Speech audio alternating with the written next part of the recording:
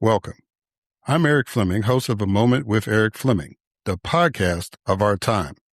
I want to personally thank you for listening to the podcast. If you like what you're hearing, then I need you to do a few things. First, I need subscribers. I'm on Patreon at patreon.com/A Moment with Erik Fleming. Your subscription allows an independent podcaster like me the freedom to speak truth to power and to expand and improve the show. Second, leave a 5-star review for the podcast on the streaming service you listen to it. That will help the podcast tremendously. Third, go to the website, momenterik.com. There you can subscribe to the podcast, leave reviews and comments, listen to past episodes, and even learn a little bit about your host. Lastly, don't keep this a secret like it's your own personal guilty pleasure. Tell someone else about the podcast. Encourage others to listen to the podcast and share the podcast on your social media platforms because it is time to make this moment a movement. Thanks in advance for supporting the podcast of our time. I hope you enjoyed this episode as well.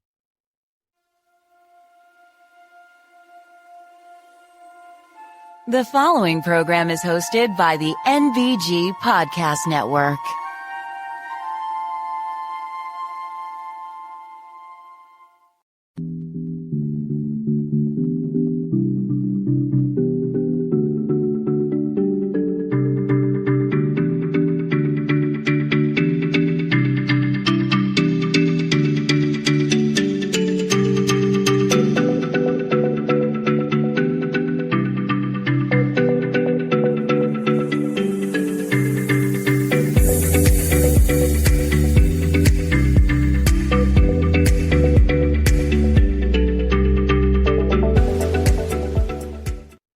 Hello, welcome to another Moment with Erik Fleming. I am your host, Erik Fleming. So today I have two young ladies on, Connie Di Cicco and Sia Henry. Connie is in advocacy around, I guess you would say, environmental issues, and Sia is an advocate around restorative justice issues. So, these are two, like I said, young ladies that are really doing good work in their communities and wanted to uplift them and to talk about their journey, how they got there and what exactly, they're doing in their work. So I hope that you will enjoy those interviews. As always, we are asking for support. So if you would go to www.momenterik.com and do that, we greatly appreciate it. And, like I said, we're going to make some changes. So over the next few episodes, it may be just me on. I was trying to get schedules readjusted and all that. But, until then, I hope you continue to listen to the podcast, continue to enjoy what you're hearing. And just your feedback is welcome. And I'll get into some other stuff later on, but let's go ahead and kick this program off. And as always, we kick it off with a moment of news with Grace G.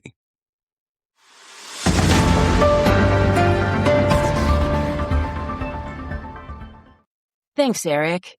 The U.S. Supreme Court limited a federal law banning drug users from owning firearms, allowed the Trump administration to revoke temporary protected status for hundreds of thousands of Haitian and Syrian immigrants, permitted federal government officials to turn away asylum seekers at U.S.-Mexico border crossings, and ruled that a Rastafarian man could not sue individual Louisiana prison officials for monetary damages after guards forcibly shaved him in violation of his religious beliefs.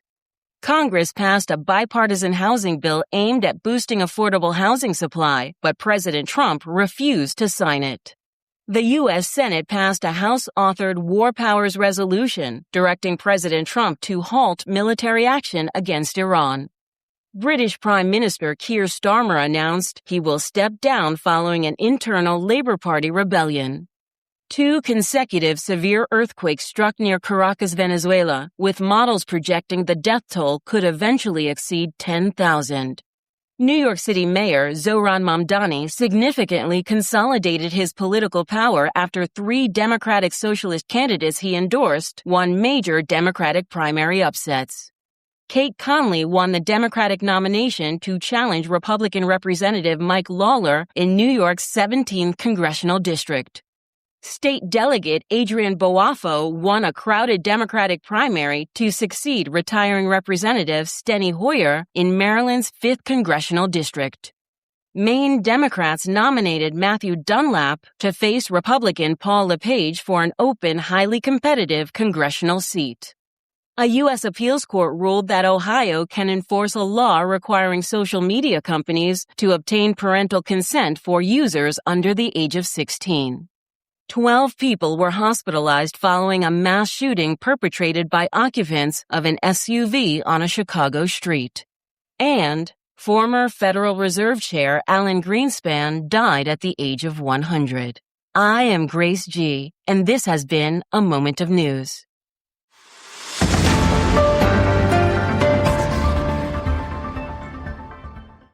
All right. Thank you, Grace, for that moment of news. Now it's time for my guest, Connie Di Cicco. Connie Di Cicco is a native Georgian who started her career with a master's in filmmaking from Florida State University. After working as director of programming for a full-frame documentary film festival in North Carolina, she moved back to Georgia and eventually entered politics, starting with grassroots volunteering and then working as chief of staff for several members of the Georgia General Assembly. She ran for office in 2020 and worked as a campaign consultant afterwards.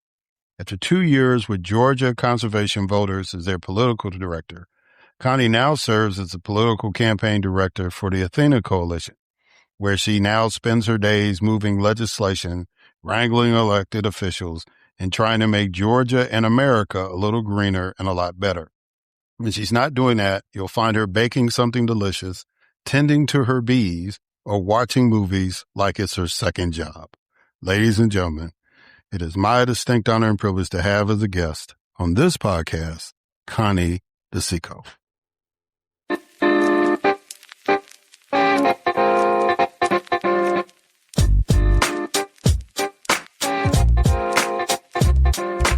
All right. Connie Di Cicco, how you doing, ma'am? You doing good? I'm well, thank you. It's a real pleasure to be here with you. Well, it's an honor for me to have you on as a guest. And I've known that since we talked about you coming on, there's been some changes in your life, not major, but some changes. So I appreciate the fact, because a lot of times when people go through those changes, like, Erik, I got to get it readjusted and all that stuff, and they don't come. But the fact that you honored your commitment, I am really pleased about that. All right. So let's go ahead and get this started. What I normally do, Connie, is I do a couple of icebreaker exercises to kind of get the conversation going. Okay. So the first one is a quote that I want you to respond to. And the quote is, "Something doesn't need to affect me, and something shouldn't have to affect me for me to understand when there is a problem that needs to be addressed and changed." Okay. So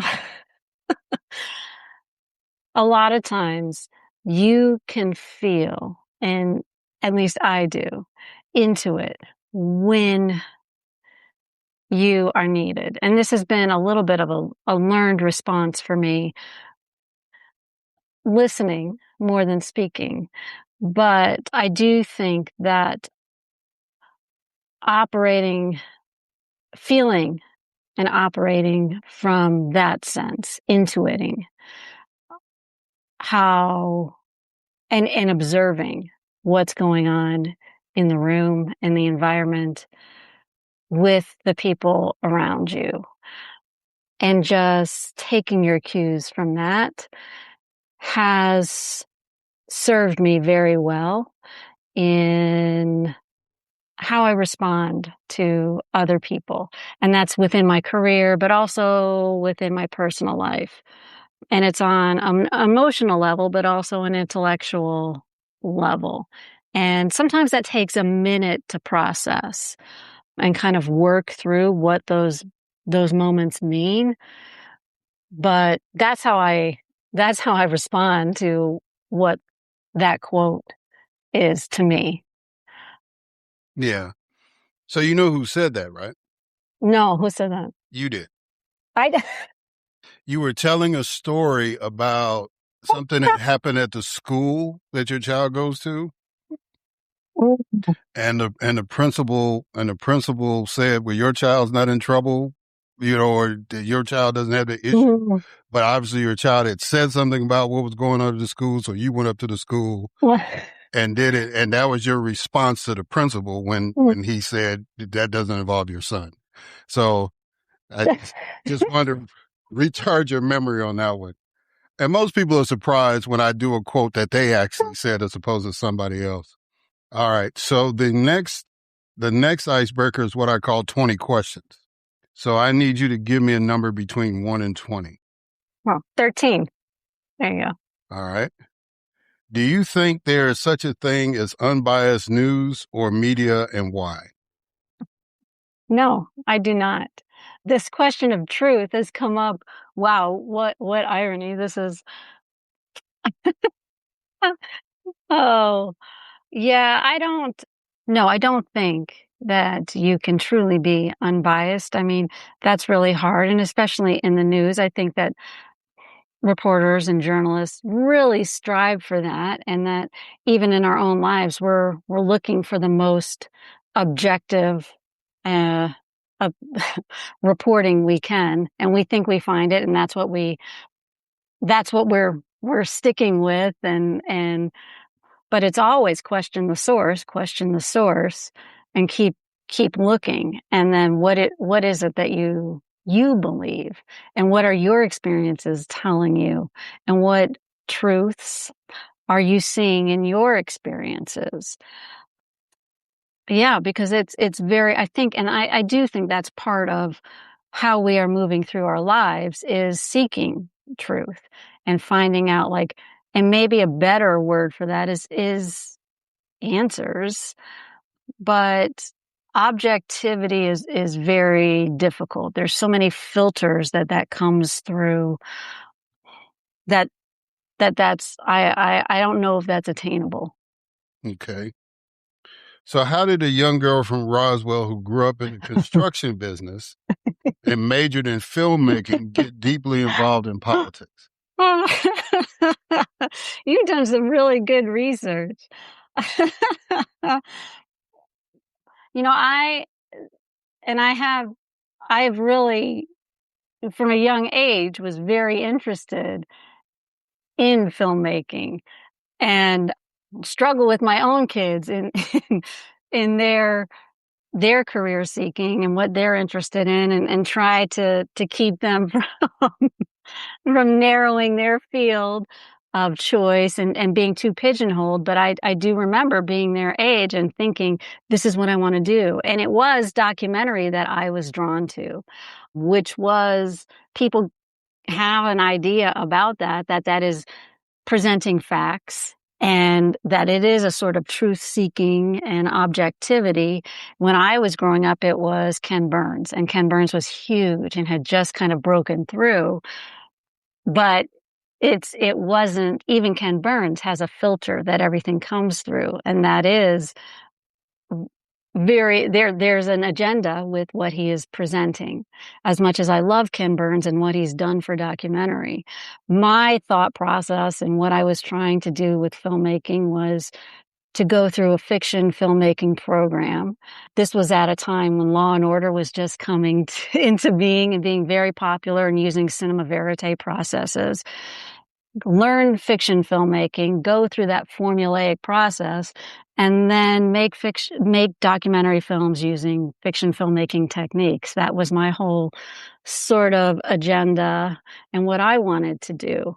And I got very lucky with what I was doing with I had a lot of setbacks in trying to learn what I was doing, but then I got very, very lucky in going through UGA and some wonderful professors and interesting opportunities, and then started my career actually at a documentary film festival, and not making films, but looking at the other side of that, of the people who had made the films, and learning how to display those and how to put them together in programming. But that connected, looking back on all of that, it really connected to advocacy and people who had a passion for getting out something that they truly believed in, putting something together, putting their heart and soul into that, advocating for it. And when I look back on that, it was terrific training for what I do now, knocking on doors, trying to convince people of something that I am certain of. And so it's a real interesting journey and even looking at what my dad was doing with his construction business and what he believed in, and kind of stepping outside of major builders who were huge in Roswell, Marietta, Cobb, having worked for like John Wheeland, and he had a real vision for what he wanted to do. He worked for Bob Merritt and John Wheeland and major builders, but then he really wanted to bring custom home building to within his own way, and built a family business, this one person who moved down there from Detroit and kind of like started this thing and built a career over 50 years of what he really believed in. And so that was sort of like my through line of kind of watching how all of this gets built. Okay. All right. You once said, Mm. I believe in the good of humanity, in science, and in the power of nature. Did your grandmother influence you in that way? My grandmother, I had two really big influences, ancestral influences. My grandmother Carmela lived with us, and then my dad found a house for free and put it on our property so that she could live next door to us. My grandmother Carmela was like my buddy, and we would take turns kind of like spending time with grandma next door. And my job was to take her shopping, grocery shopping. She taught me like, she had like coupons, but she was more of like the baker. And she taught me that, like nourishing and bringing the family together and showing how that really connects people. And then I could see, like, again, another through line about how culturally that speaks. Like, our family was very Italian, but when we had friends come over, this really connected our friends. And it also connected like a Southern tradition. We could see, like, as I grew up, like, there were like a lot of overlaps with Southern cooking, and how Southerners come together and do this with a lot of different cultures. There were so many overlaps with that I could see in other cultures. As I go to candidate meet and greets and I see Korean candidates and their mothers are trying to feed me in the same way that my grandmother would try and feed our friends, I was like, this is so beautiful, and this feels very familiar to me. I had my great-grandmother, Teresa. She was the real gardener, and she actually had a beautiful garden, and she would can things. When we would go and visit her, she lived in Detroit. She had a whole pantry up above in her kitchen, but she made use of every single part of her garden. They would eat dandelion, they had dandelion salad, the flowers, everything was of use to her. She didn't speak any English. She became a citizen when she was 96. She died when she was 98. She was just a force. And because my mother's mother died when she was 9, she really raised my mom and her 2 sisters, and really had that sort of nurturing that she brought to the family and passed that on to my mom, who, together with my dad, they became like a team. When they were building houses, she would go out and find all of the plants to save. And together she knew all the native plants from Georgia, the native azaleas. Those were things that she would mark, even in our own property. She was very good about that. And we had this all of the beautiful plants that she would find and plant. And that's what she gave to me and kind of passed down this real appreciation for how to care for things and how to preserve that. She and my dad were very good about that. And And it gave me a real love for Georgia. Okay. Why is Daughters of the Dust one of your favorite movies? I said I got very lucky about some of the professors that I had at the University of Georgia. They didn't have filmmaking at that time at the University of Georgia, and they created a degree for me, an interdisciplinary studies degree. Richard Newport was the film studies professor there. And this was one of the very first films that I saw. And Daughters of the Dust it actually touches on a lot of the things that I just talked about with my own grandparents and sort of that ancestral passing on. But this was, the special space. And it was about Georgia, Gullah Geechee culture, and also about women too, and passing on these very special kind of preserving pieces of what makes culture unique and kind of keeping these things precious. It made an impression on me, I think, because I was also just so young and just coming into filmmaking too, and seeing what representation can do and new ideas, but also bringing different ideas to the screen and how important that was. That was something that was really impressed upon us. And it opened up together with a lot of Spike Lee films, Martin Scorsese films, like seeing these things that touched in me stuff that felt familiar, but seeing it on a big screen, this is very important. And I know that sounds kind of trite, but this is why this matters. It's because it's so big and because it feels familiar to me. We can't just keep seeing the same things over and over and over again. We have to be representing things that feel familiar to all different kinds of people. And so seeing films that were by Scorsese, and because it spoke to me, then I could relate to things that must feel familiar to people who see a Spike Lee film and it feels familiar to Spike Lee, fans of Spike Lee or people who are Black, and then they can relate to that. Or like when there is a mishmash of culture and everybody can relate to that, then you can see, like, I'm not from New York, but I can see how everybody is relating to each other. Then there's a little bit that everybody can take from this. That's really important too. So all of this kind of spoke to me in a very deep way that kind of changed how I was relating to film in a fundamental way. Yeah. Yeah, Spike might have been too familiar. I remember when School Days came out, and I'd been out of college about maybe 4 years at that point, and I was like, Spike, what are you doing? Now our parents know what we were doing on college. Right. What's going on, man? Why would you put that out there? He had an interesting way of writing things, and he would write things with his sister. And I remember watching Crooklyn, and my aunt had just died, and there were also good questions, too, that these films would bring up about who should be writing things. And those were good questions, too, right? And I liked the way that we talked about the questions of like who should be writing what.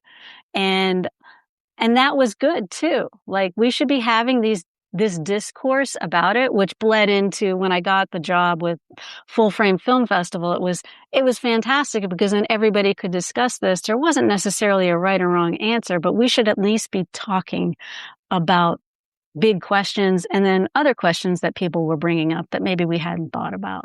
So yeah, I like this. Spike was he's never afraid to push it. Like, that's great. Yeah. Have you had a chance to meet the director of Daughters of the Dust, Julie Dash? No, I have not. No. She teaches at Spelman now.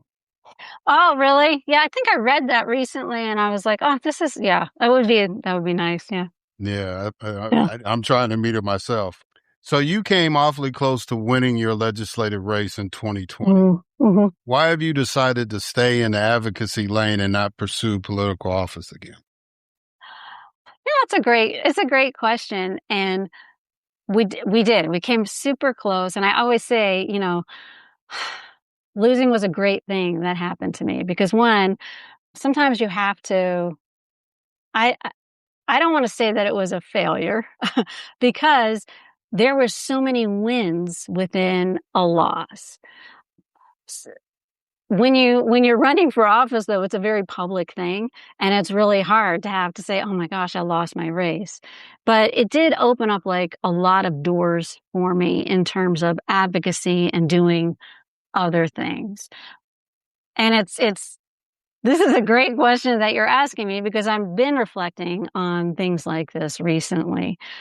I am on the board of Winless now, and I get to help other candidates, female candidate, women candidates, and helping them with their candidacy and their campaigns and kind of bringing what I learned to other candidates. That's been so rewarding for me. I don't know that I would have been able to do that without the campaign that I ran. I learned a lot about myself in that race. I learned about just how races are run in that race and just politics in general, which was kind of eye-opening too. It was not an easy race. It was really, really rough. And it was during the pandemic, which was like in its own kind of bubble. But getting to do the work that I do now is also very much relational. It's one-on-one a lot of times. And it's very, very, I've gotten to learn about a lot of things I don't know that I would be learning if, of course, I would be doing something very different if I were running for office again. I never say never, so I'm not going to say that I'll never run for office again. But Danielle Bell is running for that seat now. She's doing great, and it's been nice to also be advising her and talking to her about her race.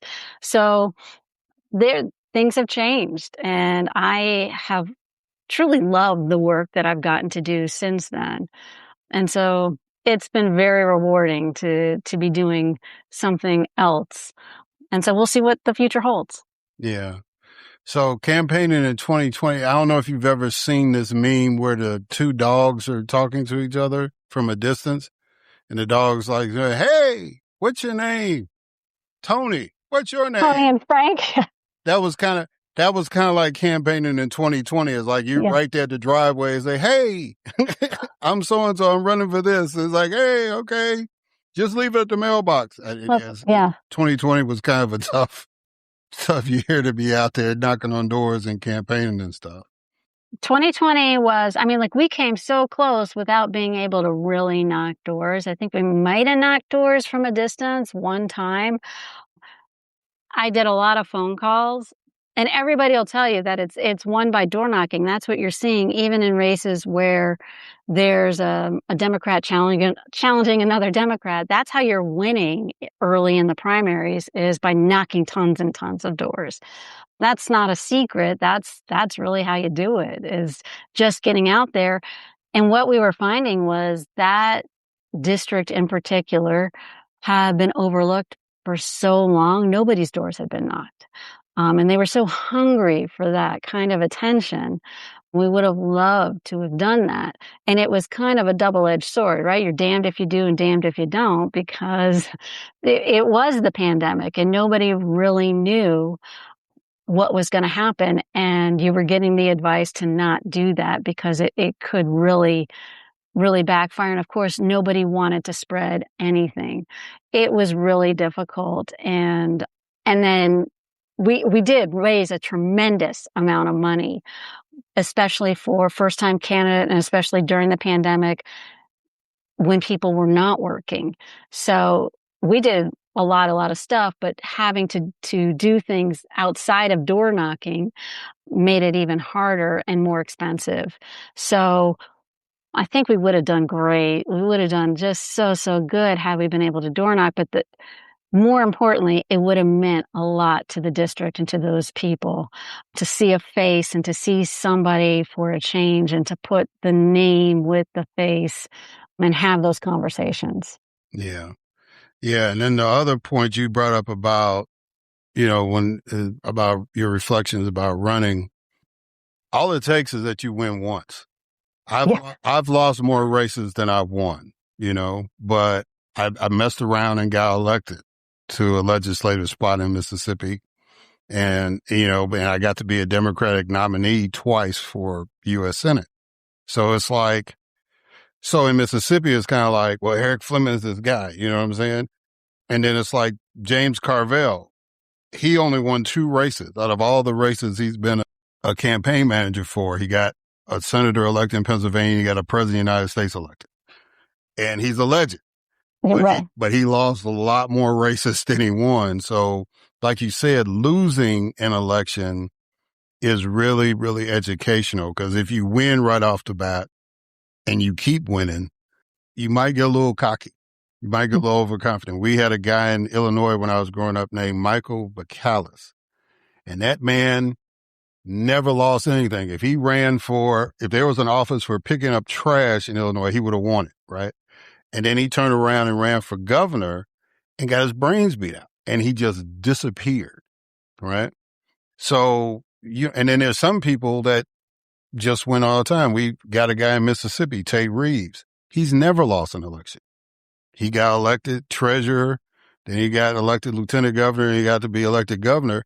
And even some Republicans that I was cool with back in the day, I said, what's the secret for Tate Reeves? I don't know. You know what I'm saying? Because if you met him, you'd be like, he's the what?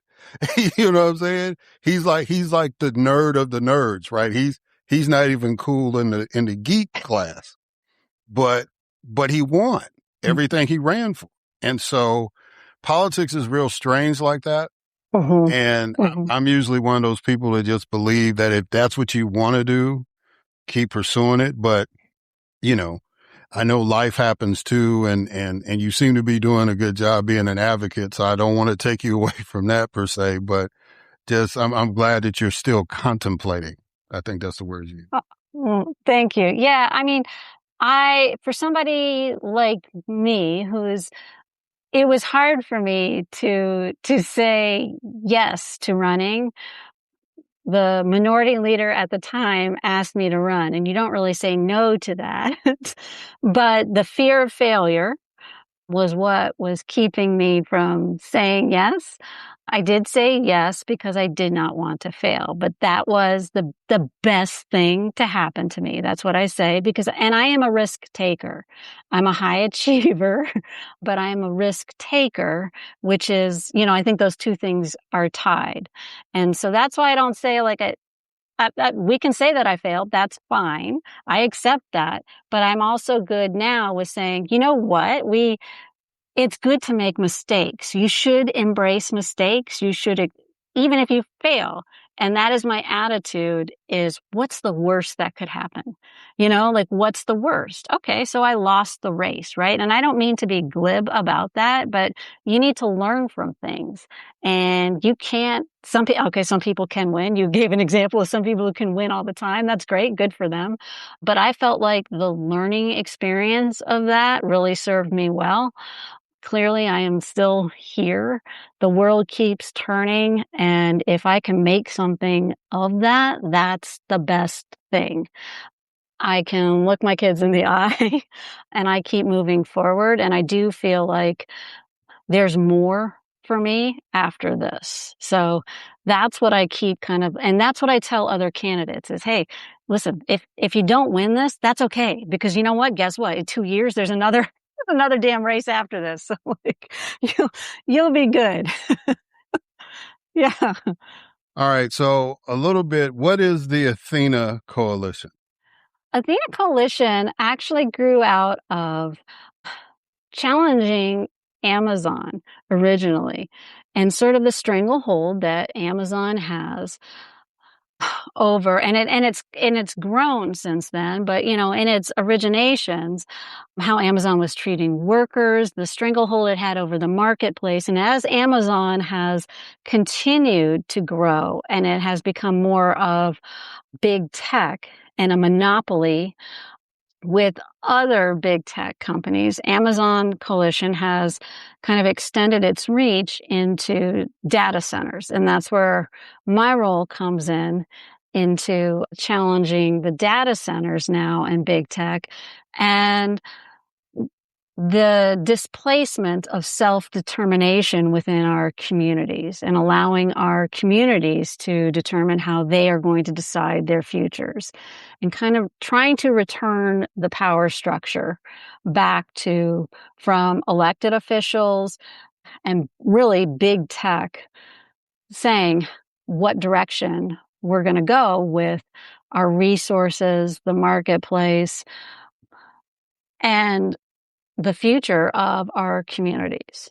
And this is how I was working with Georgia conservation voters at a statewide and policy and electoral level. And now this is more of a regional and national reach with Athena Coalition. Yeah. So what is the deal with these data centers and why are they taking over the country?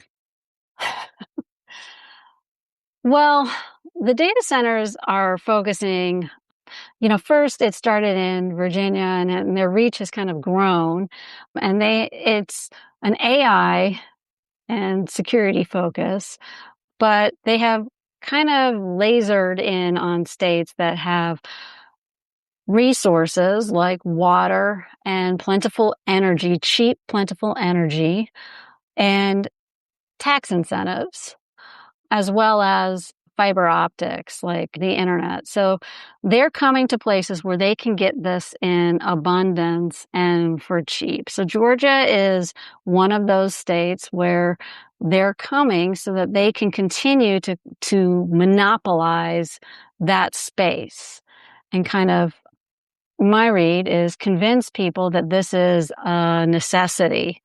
And that's not really the case. And these are businesses. These are billion-dollar corporations that don't necessarily need these kinds of incentives to be operating in this way. Yeah, I agree with you on that. About the tax incentives, and that was something we always had to deal with. I was just telling somebody the other day about when I was in and Nissan showed up in Mississippi and they were giving away everything. And even to the point where they weren't even going to pay taxes in the local school district. And that's where the Black Caucus, led by the representative from the county where it was being built, we got them at least to commit like $1 million a year to the school district. You got to give us something. I mean, you're building the largest plant in North America and the kids, that's the way my man said it. He said, right. But what about the kids? The kids not going to get new books and you got this big plant. So, it's always a challenge to try to bring industry into a state because they basically want to extort you. And that's what I call it. It's extortion. It's like, well, we don't want to pay any taxes at all. It's like, well, hold on. And then if you give them we had a Frito-Lay plant in Jackson, Mississippi, and their incentive, I think, was like for 20 years. And, and the very day that tax incentive was over, that plant was closed and they had moved those jobs somewhere else. And so that's to me is always a big problem, whether it's data centers or warehouses or whatever you want to do. It's like the whole reason why you're here, and we could have a whole nother podcast about tax centers, but I mean, that to me is a problem. Then the other thing, when you were laying out the criteria, I was like, is Georgia a state that has abundant water sources? Because it seems like every other year we got a drought going on. You know what I'm saying? So you're exactly right. Now, in the examples that you gave, Nissan and Frito-Lay, they actually give jobs, right? Like those are plants that have workers in them. I'm going to say the difference with a data center is it's less jobs than a McDonald's. Nobody works in these. So what's being promised is mega facility, acres and acres, right? The tens of thousands of square feet that are going to fundamentally change what a community looks like. And they're preying on disadvantaged communities, tier 1 districts that are already hurting.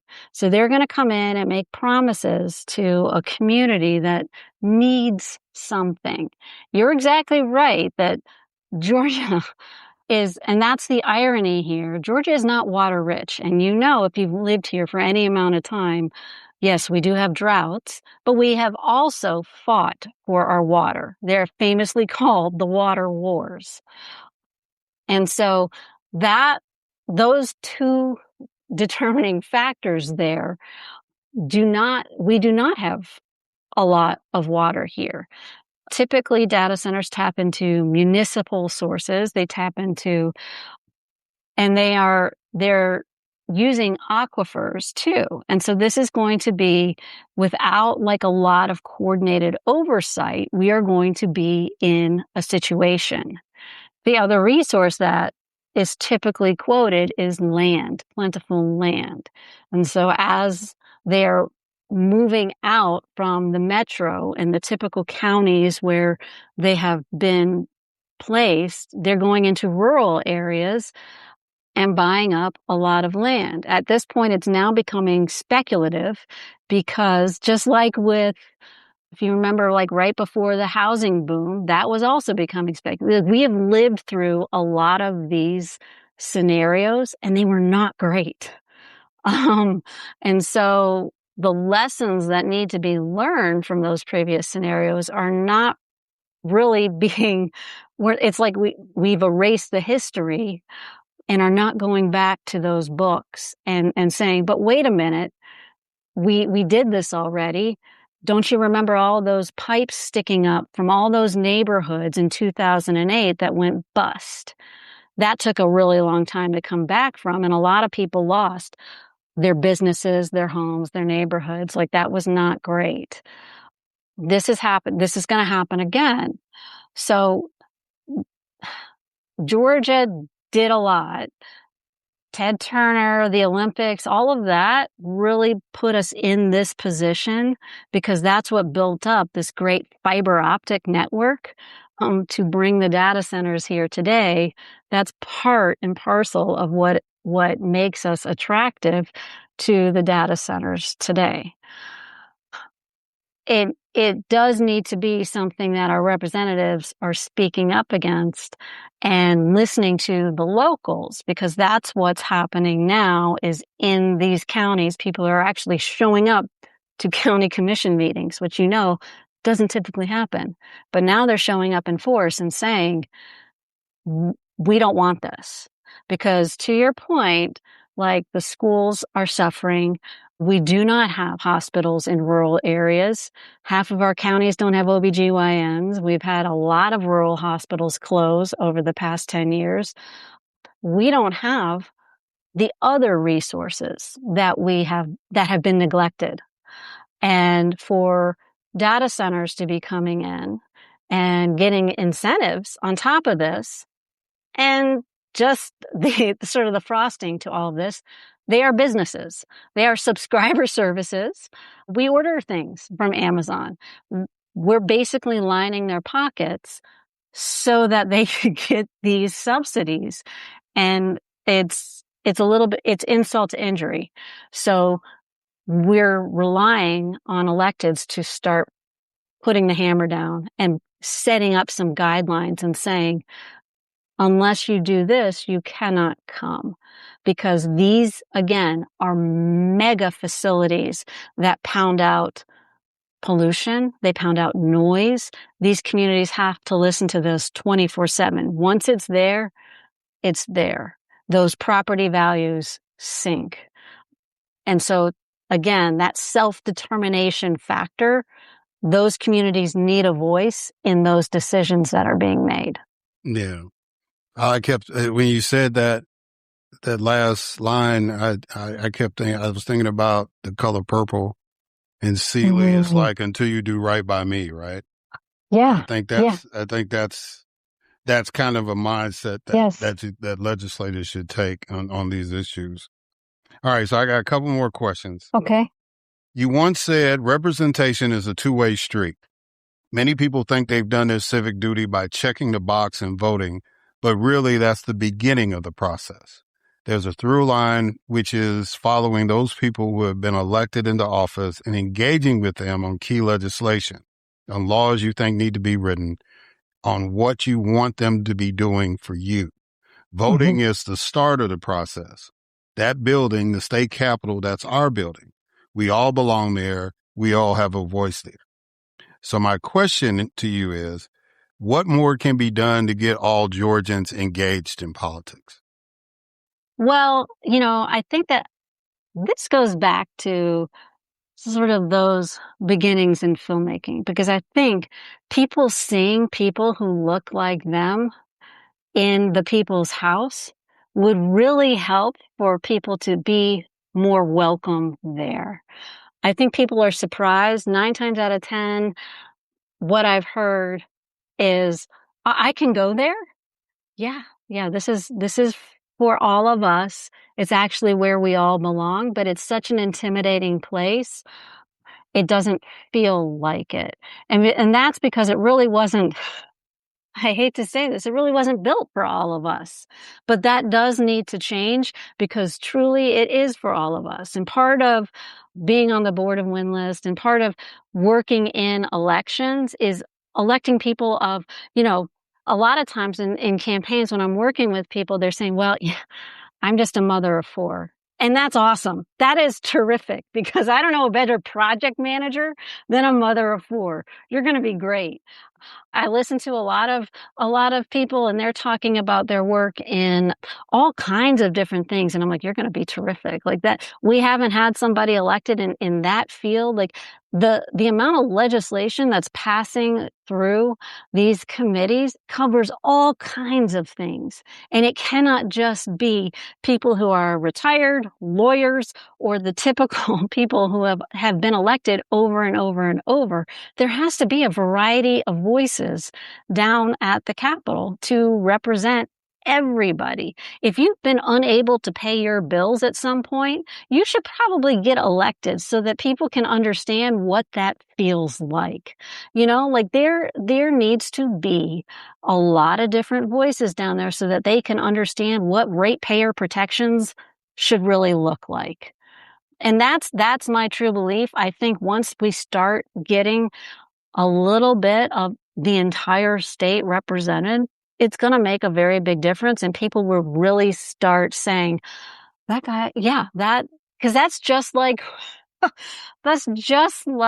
watching Goodfellas and saying, wow, that pasta sauce looks just like when my grandma's making. Okay, that feels very familiar to me. And I can relate to that part. Not all of it has to relate to you, but I can relate to that part of Crooklyn. I'm feeling that part. Maybe they're not of my family and they don't look exactly like me, but I can relate to that part. And that's what, to me, representation should really kind of feel like. It's not going to be every single piece of legislation or every bill, but that part. Because this is a very big state with a lot of tensions and a lot of people. And we come from everywhere. We come from different states. Some of us have been born here, but that is representation to me.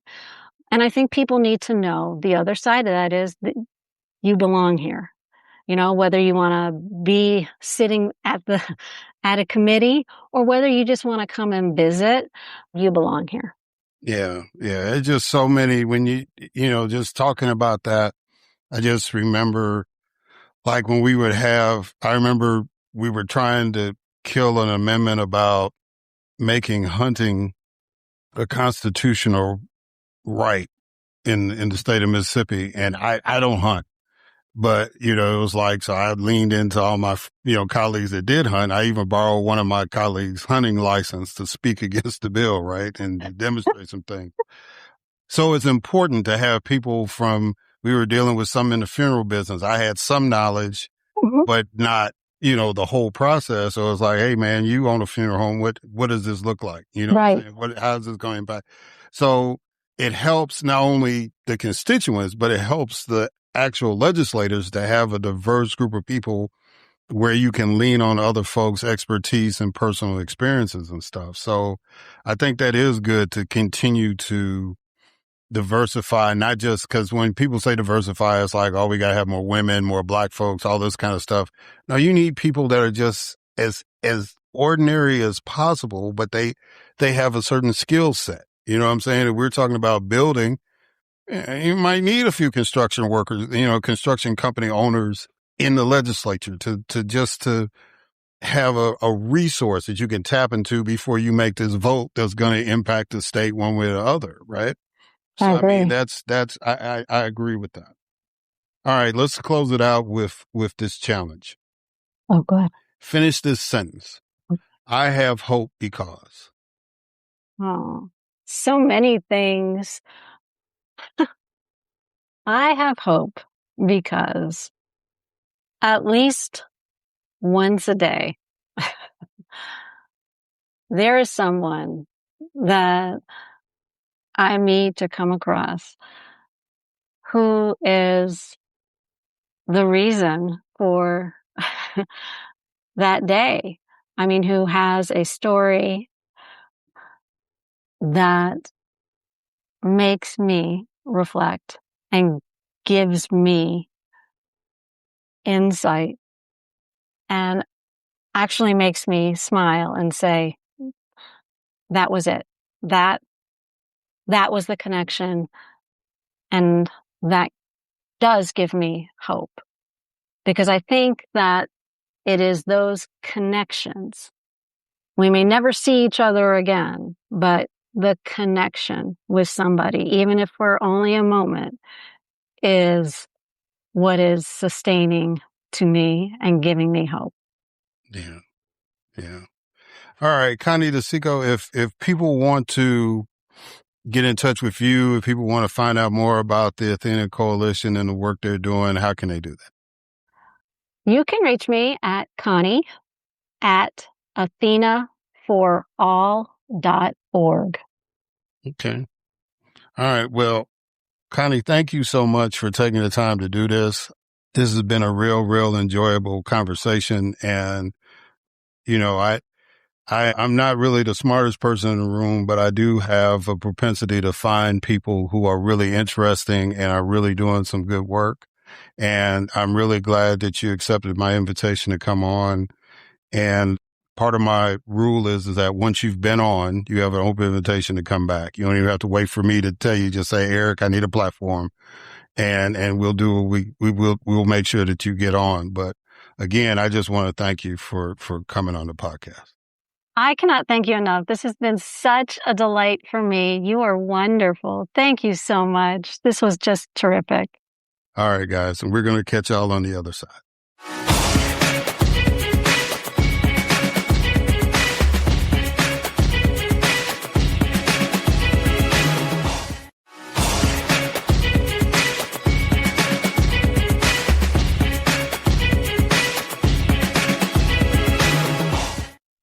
All right, and we are back, and so it's time for my next guest, Sia Henry. Sia Henry is a Black attorney, racial justice activist, and abolitionist who has spent over a decade in the criminal legal system reform space. Sia is the founder and executive director of the Hood Exchange, where she is introducing formerly incarcerated Black communities to international travel throughout the African diaspora, creating opportunities for folks to connect with their history and begin to heal from racism and trauma. She is also the Associate Director of Policy and Advocacy at the Multidisciplinary Association for Psychedelic Studies, where she is working to ensure Black, Indigenous, and other communities have meaningful access to transformative healing experiences. Sia previously worked with the Restorative Justice Project at Impact Justice, supporting community-based organizations and criminal legal system partners around the country and establishing pre-charge restorative justice diversion programs that, without relying on prosecution or incarceration, bring those who have caused and been impacted by harm into healing and accountability processes. She also spent a number of years doing conditions of confinement work, engaging in impact litigation and training to improve conditions for incarcerated people with physical and developmental disabilities and mental health issues and those most at risk of sexualized violence. She graduated from Harvard Law School and Duke University. Ladies and gentlemen, it is my distinct honor and privilege to have as a guest on this podcast, Sia Henry.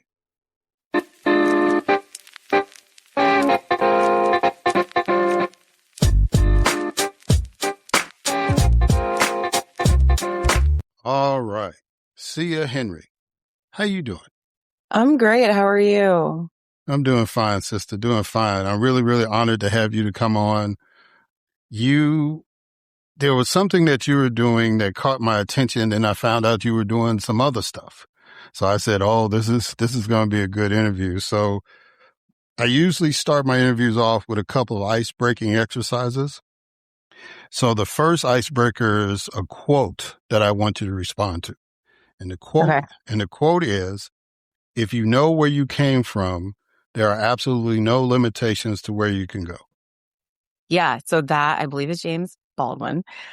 And it's actually on I believe it's on the quote is on the landing page for my organization, the Hood Exchange.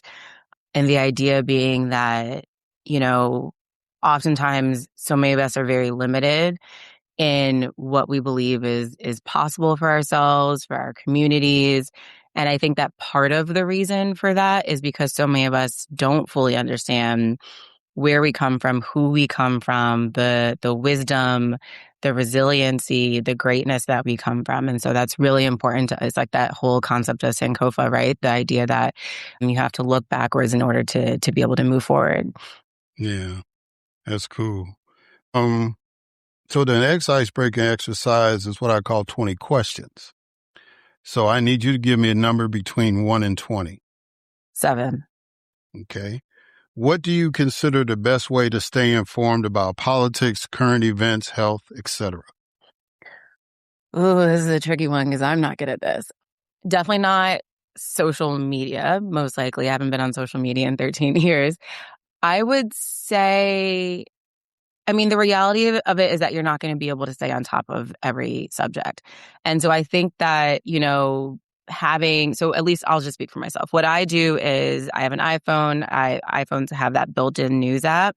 So I tend to kind of scroll through that just to kind of get some highlights and have a general sense of what's happening in the world. And then for specific topics or issues that are important to me, that catch my eye, doing my own research, checking multiple sources, making sure that I'm not just, getting all of my information from a single influencer, a single set of, influencers or or a single media outlet, really doing my own research. And, anytime I hear something from someone, if someone tells me something, I immediately Google it just to kind of fact check that information, because I think that, especially I'm a millennial, and especially in this space that we're in where there's so much information and we're constantly surrounded by information and opinions, it can be kind of hard to really weed out what's true, what isn't, what's an opinion, what's a fact.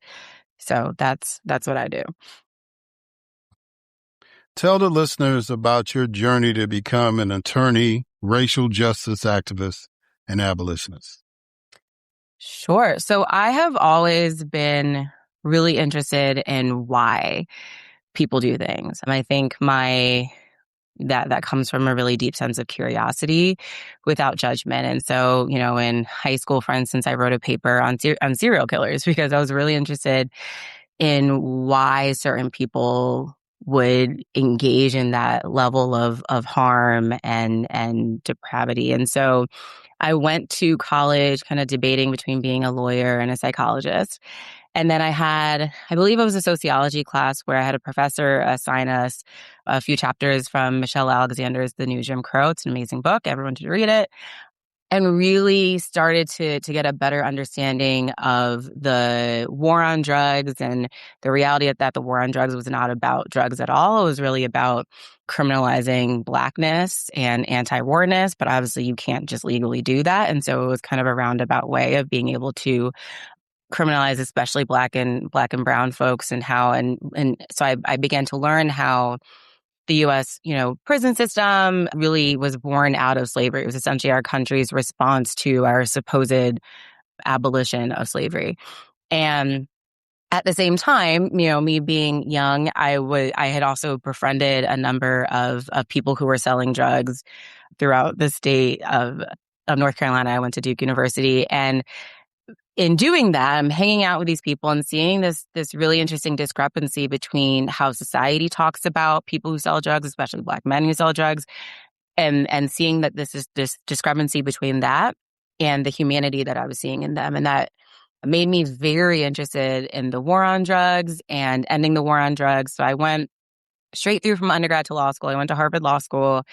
And my little 22-year-old self, I went to law school with this idea that I was going to end the war on drugs and get all the Black people out of prison, and it was going to be fantastic. But then probably within 2 weeks of being in law school, I had a professor who said, there's morality and then there's the law. And it was in that moment, I was like, oh no, am I in the wrong place? This, that doesn't sound right to me, because our laws, our policies, for any society should really be deeply rooted in our morals, our values, and a sense of care and concern for each other. And I essentially had this professor who was, just very blatantly and truthfully acknowledged that that's not how our legal system is set up. So I became very disillusioned with the idea of practicing law, and really kind of spent the rest of my time in law school trying to figure out how to not engage in the traditional practice of law. And thankfully, around that same time, I kind of just happened to go to a talk about restorative justice, and, heard about the process, ended up doing an internship with one of the women who was on the panel, Sujata Balaga, who's a very well-known person in the restorative justice space. After law school, ended up moving to California to continue working with Sujata and the Restorative Justice Project. And what we were doing was we were essentially a very small national training and technical assistance and support team. So we were supporting communities around the country, major cities, Philadelphia, Durham, Miami, Oakland, California, Richmond, LA, supporting communities around the country in establishing what we call pre-charge restorative justice diversion programs. And so we trained community-based organizations in facilitating restorative justice diversion processes, and then also negotiated with DA's offices, prosecutor offices in those same communities to get them to agree to send cases to this program. And so what the programs looked like was they were for people engaging in serious harm in their community. It's specifically for more serious types of harm: robbery, burglary, rape, assault. I don't know why I said rape. Rape would ideally be part of this, but none of the programs that we were advising at the time, at least, were dealing with that level of seriousness of offense. But anyway, so what the process how it would look was, let's say I robbed you, Erik. So instead of the DA's office charging me with robbery, they would send my case to the community-based organization that had been trained in the process. And then a team of facilitators, a pair of facilitators from that community-based organization would meet with me, and then independently meet with you. And then also meet with our respective loved ones and make sure everyone's willing to participate in the process. Do a ton of prep work that can take either weeks or even months. And then once you and I were both completely ready and comfortable, the facilitators would then bring us all together for a conference. So the only people in that room, in that space, would be the facilitators, me, you, and then whoever we brought with us as our support system. So, and I'm really highlighting that because this wasn't about the system basically kind of stealing our ability to address and work through conflict and accountability. So if you look at the traditional criminal legal system, in that same scenario, if I was arrested and prosecuted, the criminal case would be U.S. v. Henry, with my robbery against you being considered a robbery against the state, a harm against the state, as opposed to harm against you as an individual, as a human being. So at that conference, I would have a chance to apologize, because I would have been prepped and coached in how to give a good apology. I would have a chance to apologize, explain why I did what I did. You would have a chance to explain how the robbery has impacted you, the resulting trauma. Our respected loved ones would also have a chance to speak. And then at the end of that conference, everyone in the room would collectively come up with a plan to support me in making things right to you, my family, my community, and also myself. And then as long as I complete that plan, usually within 6 months, no charges were ever filed. Process significantly better than what our criminal legal system does. Tens of thousands of dollars cheaper, 90+% victim or survivor satisfaction rate, significantly lower recidivism rates, Because if you think about it, it's really a process that really centers the needs of the person harmed instead of the needs of the state, like I was saying before. But it's also something that we all know and already do instinctively. It's something that Indigenous people and, just people generally have done for centuries, right? We've all engaged in some type of harm in our lives. We've all caused harm, different levels of seriousness. So what's the ideal? Ideally, what have we done ideally when we've caused harm, when we've hurt a friend, a family, a loved one? We apologize and we try to figure out how we can make it right. So it's essentially what this process is about. So my heart will always be with restorative justice diversion work. I think it's a process that the model that we were training people in was based off of a model from New Zealand. So currently, New Zealand's entire juvenile legal system uses that approach. They call it family group conferencing to address all youth harm. So to all, crimes committed by young people, that is the default approach that New Zealand uses. And it's actually based off of their Indigenous Maori approaches to responding to harm. So that's the work I was doing for a number of years. And then it got to a point where I realized I really needed to get a better understanding of the criminal legal system and what it was doing, what it looked like, as opposed to just kind of, trying to create processes to replace the system without having a better understanding of what the system looked like. So I ended up spending a number of years doing prison and jail conditions of confinement work. So a lot of that was working at a law firm, a nonprofit law firm that was it does the leading conditions of confinement work in the country. And so a lot of the lawsuits were class action lawsuits, for instance, against the California Department of Corrections on behalf of all incarcerated people in California state prisons with physical disabilities. So think people in wheelchairs, people who are deaf or blind. There was another lawsuit representing people with mental health issues, another one for people with developmental disabilities, another one for people with serious medical issues. And so I was spending a lot of time in prisons. I also, because I just couldn't get enough, was also volunteering in San Quentin State Prison as a college English teacher and tutor. So I was spending a ton of time in maximum security prisons and also touring some jails, et cetera, and did that for a number of years. And it was very interesting work. It was very heartbreaking work. Also met a lot of really incredible, amazing people who were incarcerated at the time. Thankfully, a number of them have since been released and we're still friends. But in doing that work, I will never forget. I was sitting at a conference with our co-counsel once. We were having a big meeting about a strategy for one of the class action cases. And all these cases have been going on for 10, 15 plus years because that's how our legal system works. And we were talking about a particular prison that was incredibly violent, really essentially in a lot of ways kind of, the correctional officers have largely allowed gangs to kind of run a lot of things. And, every time we would try to go visit that prison and interview incarcerated people, a lot of times the incarcerated people we tried to interview in one-on-one private, attorney-client privilege settings, a lot of times those incarcerated people would refuse the interview. So they would refuse to speak to us. And that was because every time after we left from doing an audit of that facility, the correctional officers would retaliate. And that would look a number of different ways: starving people, beating them, taking away their property, depriving them of their mail, phone calls, et cetera. And so we're talking about this, our law firm and our co-counsel. And, someone at one point said, we were essentially trying to figure out what we could do about the retaliation. And someone said, well, we can file a motion asking the judge to order the prison staff to not retaliate. But then someone else made the point that, well, it's not like they have permission now to retaliate. And it was like in that moment that Audre Lorde's quote, "You'll never dismantle the master's house using the master's tools," really, like, it was in that, I had this light bulb moment where I was like, I understand what that means. And because to me, what I was understanding was that litigation and the traditional practice of law is oftentimes very much one of the master's tools, in the sense that you can make certain changes, you can require certain things. But at the end of the day, we're never going to, litigate our way out of racism, classism, homophobia, xenophobia, all of the things.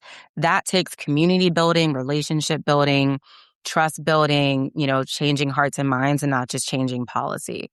And so that realization, coupled with all of the violence and the harm I saw, touring prisons and jails, really got me to a point where I started identifying as an abolitionist.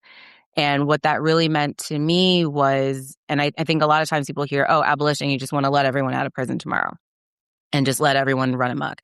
That is not what abolition means. Abolition means creating a society from the ground up where people have access to the resources and the things that they need. Everyone has access to those things, the things that they need to be well, both mentally, physically, and to thrive, so that we don't see the type of harm happening in that type of society that you do, for instance, in the US. And then when harm does happen, when conflict does happen, because it's just natural when you bring human beings together, you have processes like restorative justice, diversion, and other types of healing and accountability processes that don't require removing someone from their community, which causes a whole other host of harm. So I just said a lot of things. I will stop talking. Well, that was very detailed, but I appreciate it. No, Sure. I'm serious because, I read something that you wrote called "What Do We Do While Waiting to Realize Prison Abolition?" Mm-hmm. And I thought that was very compelling because it also explained why you do what you do. So we won't get into that article, but I will tell my listeners, please read that if you want to kind of get into Miss Henry's brain a little more. Which person has influenced you the most in your life and work? Ooh, I love these questions. In my life, definitely my father. He is the absolute best person I will probably ever meet. I don't think he ever planned on having kids. He had my sister and I are in his mid 40s, and just growing up, it has been such a blessing to grow up with someone who you see. He's the perfect embodiment of the idea of treating people the way you want to be treated, being a good neighbor. I just have countless stories of, we're from Brooklyn, New York. He still lives in the house that my sister and I were born in. We were born at home. And just seeing the way he interacts with people, he shows up for his neighbors, strangers, for no other reason other than it's just the right thing to do. And so I think that I've really carried that throughout my life. And so even thinking about, people who've engaged in really serious harm and behavior that, we are very rightfully either mad at and or scared of, being able to still see the humanity in them, being able to not just define people by the worst thing that they've ever done, and still being able to kind of to look for those bright spots and opportunities for connection. I think in my career, there's been a lot of people along the way who have helped shaped different pieces of my ideology, of the way I look at the work that I do. I would say the main name that's coming to mind is my old mentor and supervisor in the restorative justice space, Sujatha Balaga.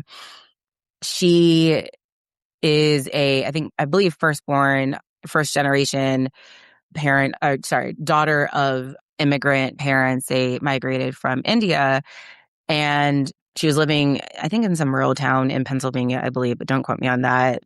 Either way, the relevant part of her story is that from the age of 6 to 16, her father was molesting her. And she has talked very publicly about this for a really long time. And the entire time, she talks about how she wanted him to stop, but she knew that if she told the police or she told someone, that there was a really good chance that her parents would be deported and her and her sister would end up in foster care. And that's not what she wanted. She just wanted him to stop. She still loved him as her father. She just wanted him to stop.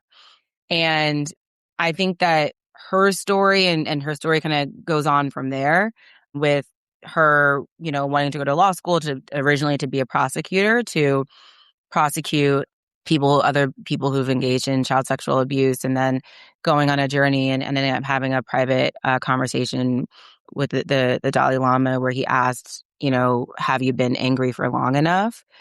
And I'm only telling bits and pieces of her story. Folks can look her up, but you know, especially as a young person straight out of law school, I graduated from law school at 24, I believe, and having a lot of thoughts and opinions and, kind of just like righteous anger and not really knowing how to funnel that or really having a comprehensive view or understanding of what I believe, just having a lot of feelings and not knowing how to communicate that or not knowing how to have a critical lens and analyzing different approaches and different, kind of ideologies.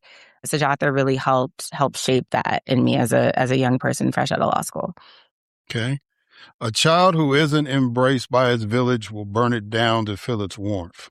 Why is that your favorite African proverb?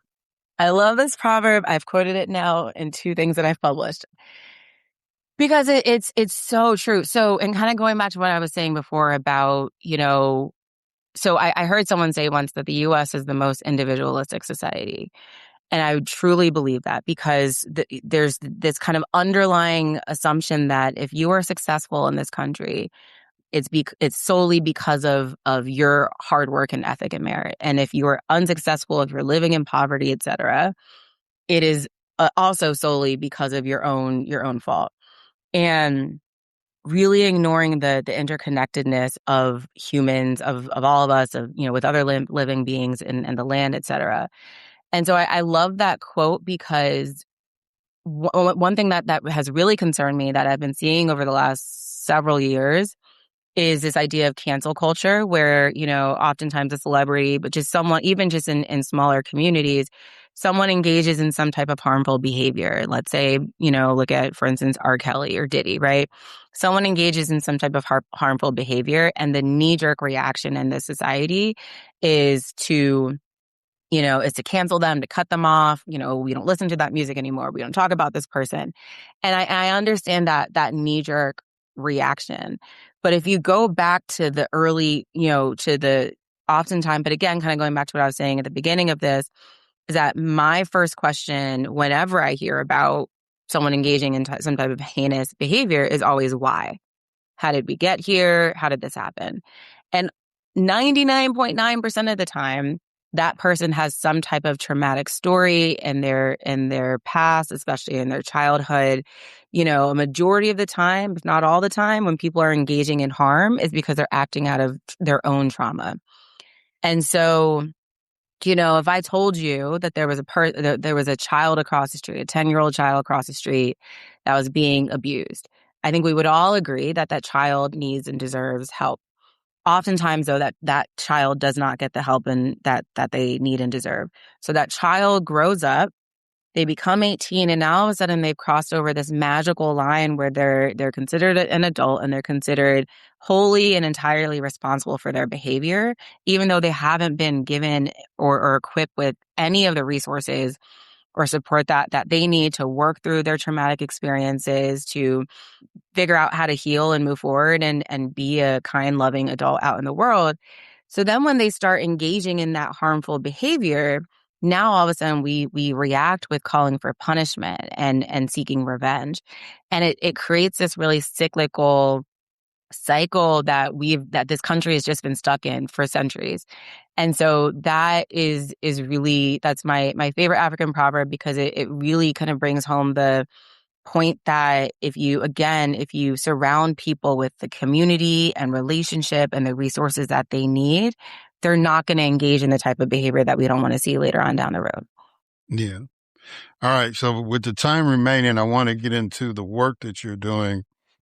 Like I said, you work with maps. And so that's what intrigued me because of the work you're doing with that organization. And I believe it's Multidisciplinary Association for Psychedelic Studies. Did I get that right? Yes, it's a very long, ridiculous name. Yeah, so that's why everybody calls it MAPS. But before I get to what you do with MAPS, I found out that you started this thing called the Hood Exchange. Why did you do that? Yeah, so I started the Hood Exchange in, I believe, around summer 2022. And so I love traveling. I go to at least 2 new countries a year. It's kind of part of just my own mental health practice. And I've been traveling since I was a child. My mother's side of the family is from Barbados. My mother was born and raised in Barbados. And so my love of traveling has really allowed me to learn how different cultures approach life, approach community, approach joy, all these different aspects of life. And that's really impacted me a lot. It's impacted how I engage with other people, my outlooks, my views, etc. And unfortunately, for so many reasons, majority of Black people and majority of people who look like me don't travel. I've never been out of the country, maybe have never even been out of their city or even in some instances their neighborhood. And because of that, really, in a lot of ways, don't understand that the way we are living in this country is not necessarily normal. And so I just had this idea one day of pairing my love of traveling with my love of working with and supporting directly impacted people who've been directly impacted by the criminal legal system. So I started the Hood Exchange, which is specifically the whole kind of underlying goal is to expand Black imaginations about what's possible for ourselves and each other. And so we're doing that by taking formerly incarcerated Black people between the ages of 18 and 30 and introducing folks who've never been out of the country, getting them passports and taking them on completely free to them trips with to other countries within the African diaspora. So it is just me doing that work. So we've only been able to, I've only been able to raise the money to do one trip so far. So I took a group of young people from Atlanta to Ghana in April 2024.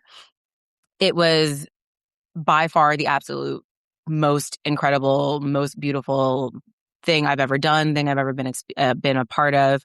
And we ended up actually making a documentary about the trip. That was not the intention, but we just ended up having all this really amazing footage. We were like, we have to make a documentary. And so we did that. We had a screening for it in Atlanta actually in November. And I'm in the process of hopefully being able to raise additional money to take folks on a new cohort of people on another trip next year. Okay. And you use the word imagination because one of the things that's on the website, it goes into detail about the imagination problem and that we don't tap into that enough to visualize how we as Black people can achieve certain things. So I asked the listeners to go check that out because when I saw that phrase, that quote, the imagination problem, I said, I think that's not the way I normally say that, but yeah, that's pretty cool. So what specifically is MAPS? Yes. So MAPS has been around for 40 years. It's celebrated its 40th year anniversary in April. And kind of in a nutshell, it's essentially the leading nonprofit organization that is creating the educational, legal, and cultural context for people to have safe access to psychedelics. So what does that mean? So MAPS does a ton of research, and I won't get into all of that, but we have led this process of getting, for instance, MDMA assisted therapy approved by the Federal Drug Administration, Food and Drug Administration, the FDA. The underlying idea here being that prior to the waging of the war on drugs, which happened in the early 70s, there were a number of psychedelics that were being used both in indigenous settings, namely plant medicines like ayahuasca, peyote, et cetera, especially being used in indigenous settings, but then also synthetic substances like MDMA and LSD being used for instance, in therapist offices to support people in healing from trauma, et cetera. The war on drugs basically shut all of that down, made pretty much all psychedelics Schedule I substances, which is, legally makes them the most legally characterizes them as the most dangerous of all the drugs. And that criminalized possession, sale, but then also research into these substances. And so that's one of the things that MAPS has been working really hard to roll back, both in researching substances and then also advocating for policy changes. So I specifically am the Associate Director of Policy and Advocacy at MAPS. And so I work very closely with state legislators, grassroots organizations who are looking to decriminalize certain psychedelic substances, whether it's psilocybin mushrooms or quote unquote magic mushrooms and other similar psychedelic substances, to make it so when you decriminalize substance, it basically becomes law enforcement's lowest enforcement priority. So working with states to either decriminalize those substances or establish regulated access processes where, so currently Colorado and Oregon, and now most recently New Mexico, have become the first states where they have regulated access to psilocybin, which means that you can go to a licensed facility and have a person do, a mental health intake with you to see if this is something safe for you to participate in. They then sit with you while you actually do mushrooms. And then there's usually a multi-week long, what we call integration process, where they support you in integrating the the different experiences or lessons that you learned, or, realizations or epiphanies that you had while under the influence of those mushrooms. They support you in figuring out how to integrate those experiences and lessons into your life moving forward in healing ways. So, and I know that this probably to some listeners is probably going to sound like very hokey and weird and hippy dippy, but people everywhere from the VA at the federal level has been studying MDMA, especially for PTSD and treatment-resistant depression, suicidality, substance use disorders, et cetera, especially for veterans. We now have major universities like Harvard, Berkeley, Stanford, who are also studying psychedelics. The federal government even just signed an executive order in April, fast-tracking research of psychedelics and really calling for an increase in access to psychedelics for certain patient populations. So this has all been really interesting. The part of the work that I'm the most excited about is exploring the possibility of psychedelic-assisted healing to help address the needs of people directly impacted by the criminal legal system, especially folks of color. So kind of going back to that idea of the war on drugs, and it's the way it has largely just decimated, a lot of Black and brown communities, especially low-income communities of color that have been historically oppressed and exploited already. And then all of the added trauma of, mass incarceration, which really came about as a result of the war on drugs, figuring out ways, because, last thing I would say is that in the psychedelic policy field, veterans have really been centered in that space. And their overwhelming rates of PTSD and suicidality, et cetera. And unfortunately, the conversation that few of us are having is that Black and brown folks from low-income communities are, experience basically the same exact rates of PTSD, substance use disorder, suicidality as combat veterans. Not to mention that a lot of combat veterans also themselves end up finding themselves to be incarcerated later on, because that's how our country takes care of our veterans. And so that's the work that I'm really excited about, is looking at kind of pairing, the criminal legal system reform and abolition space and the different unmet needs when it comes to mental health and trauma, pairing that with the psychedelic community and the possibility of psychedelics to help people heal from really debilitating mental health issues. Yeah, because in a recent article you wrote for Psychedelics Today, you said trauma does not exist in isolation. When violence, incarceration, instability, and loss become common features of daily life, they stop feeling exceptional, they become normalized. So I'm glad that you incorporated the work that you're doing, trying to use legalizing these psychedelic drugs to deal with PTSD outside of the battlefield, right?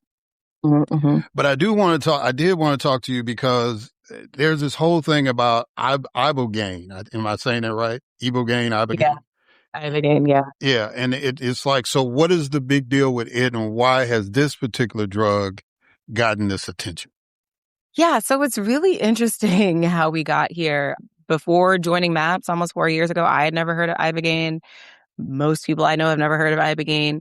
So ibogaine is interesting. It is a psychedelic that comes from the iboga plant, which pretty exclusively grows in West Africa, like Gabon.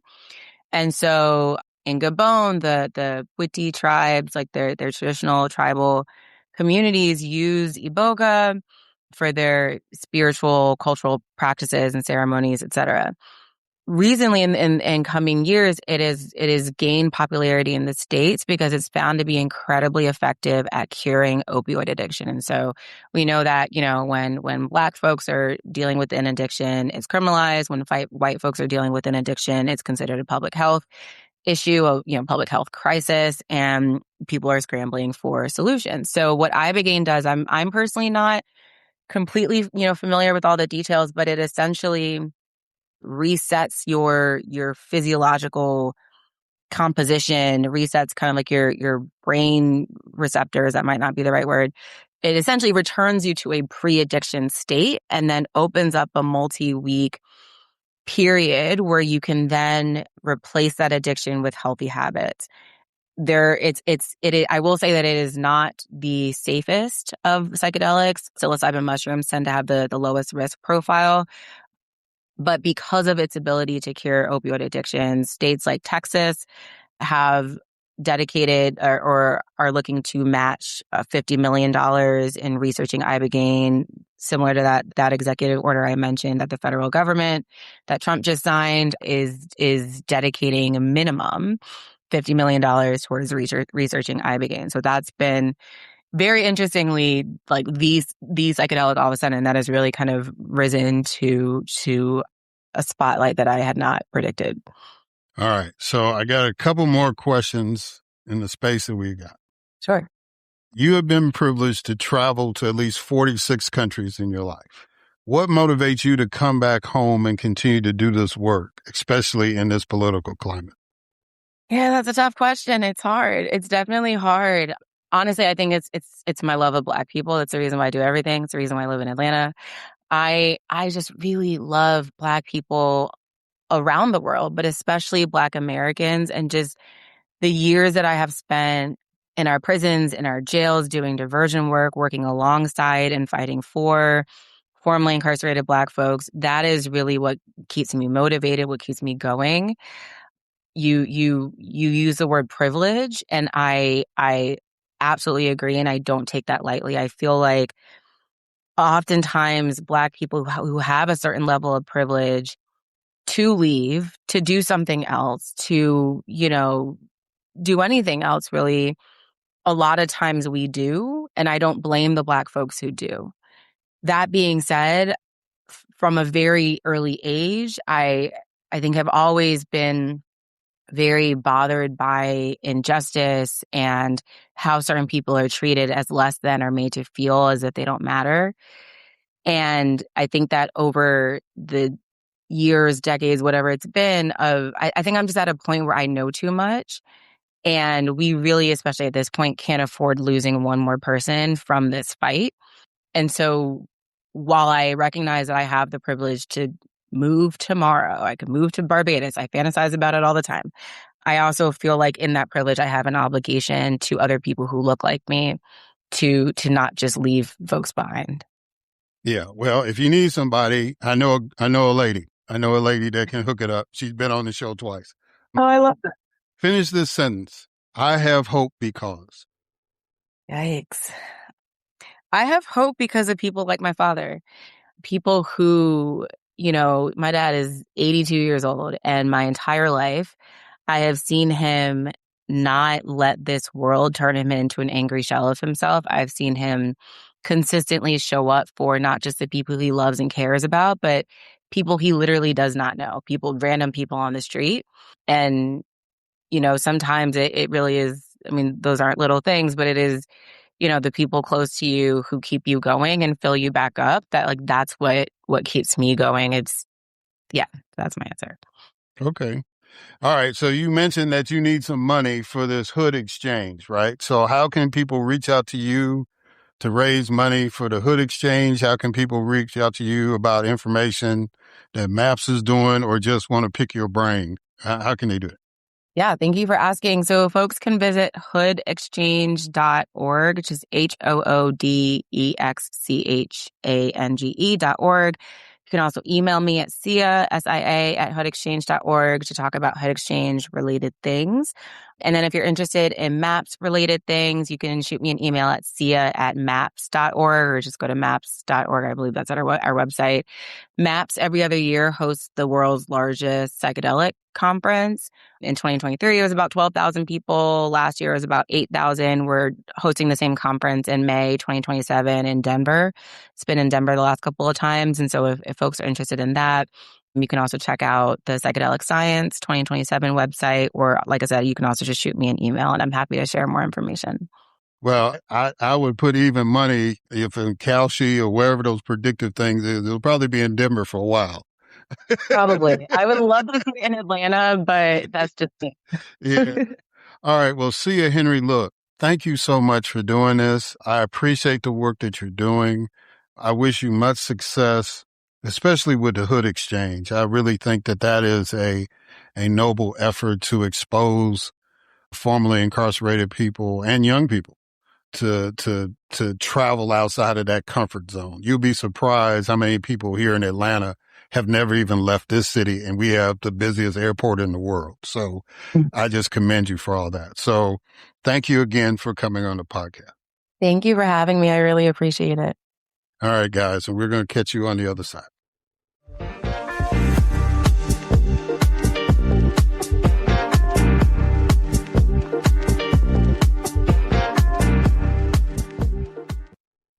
All right, we are back. And so now it is time to close this thing out.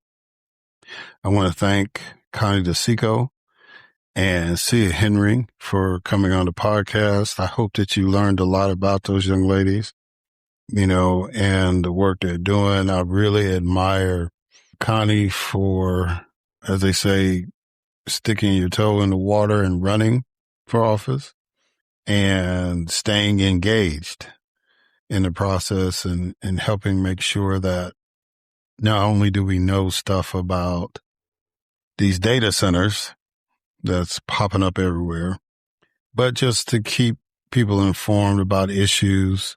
The organization she works with, started off going after Amazon, and now that Amazon is getting into the data center thing, and it just seemed like a natural fit for Connie to be involved with that. And, hopefully, she'll continue to do what she's doing. Same with Sia Henry. Sia, with her organization and the organization she works with, MAPS, dealing with these psychedelic drugs. Hopefully you will do a little more research into that. I think what she's trying to do with it, because we've been hearing a lot of talk with these drugs dealing with veterans and trying to help them recover. But, to deal with people that have trauma, period, especially Black folks, especially those who are formerly incarcerated. I think, her angle in working with this group is vital. And then her other project dealing with the Hood Exchange, the group that she started to allow people to travel. She's been very fortunate to be able to have traveled all over the world, and she wants other Black folks to have that experience. And the plan was to get people who were formerly incarcerated to have that experience, but she started off with young folks.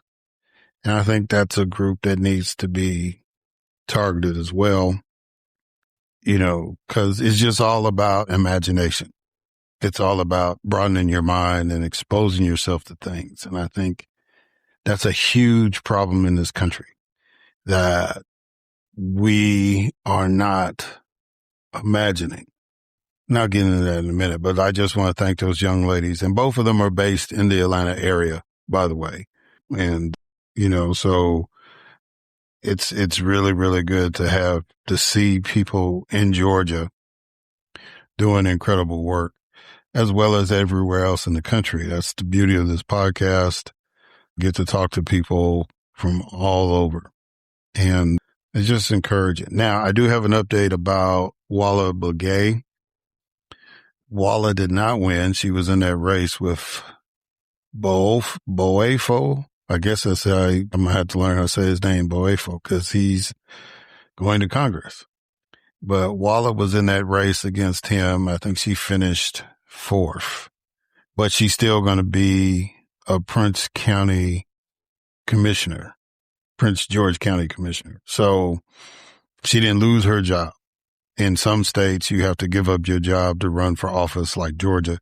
And in other states, like Mississippi and Maryland, you don't have to give up your job to run for another office, as long as it's not in the same election year. So at least she'll still be in a position to serve, and I congratulate her for getting out there.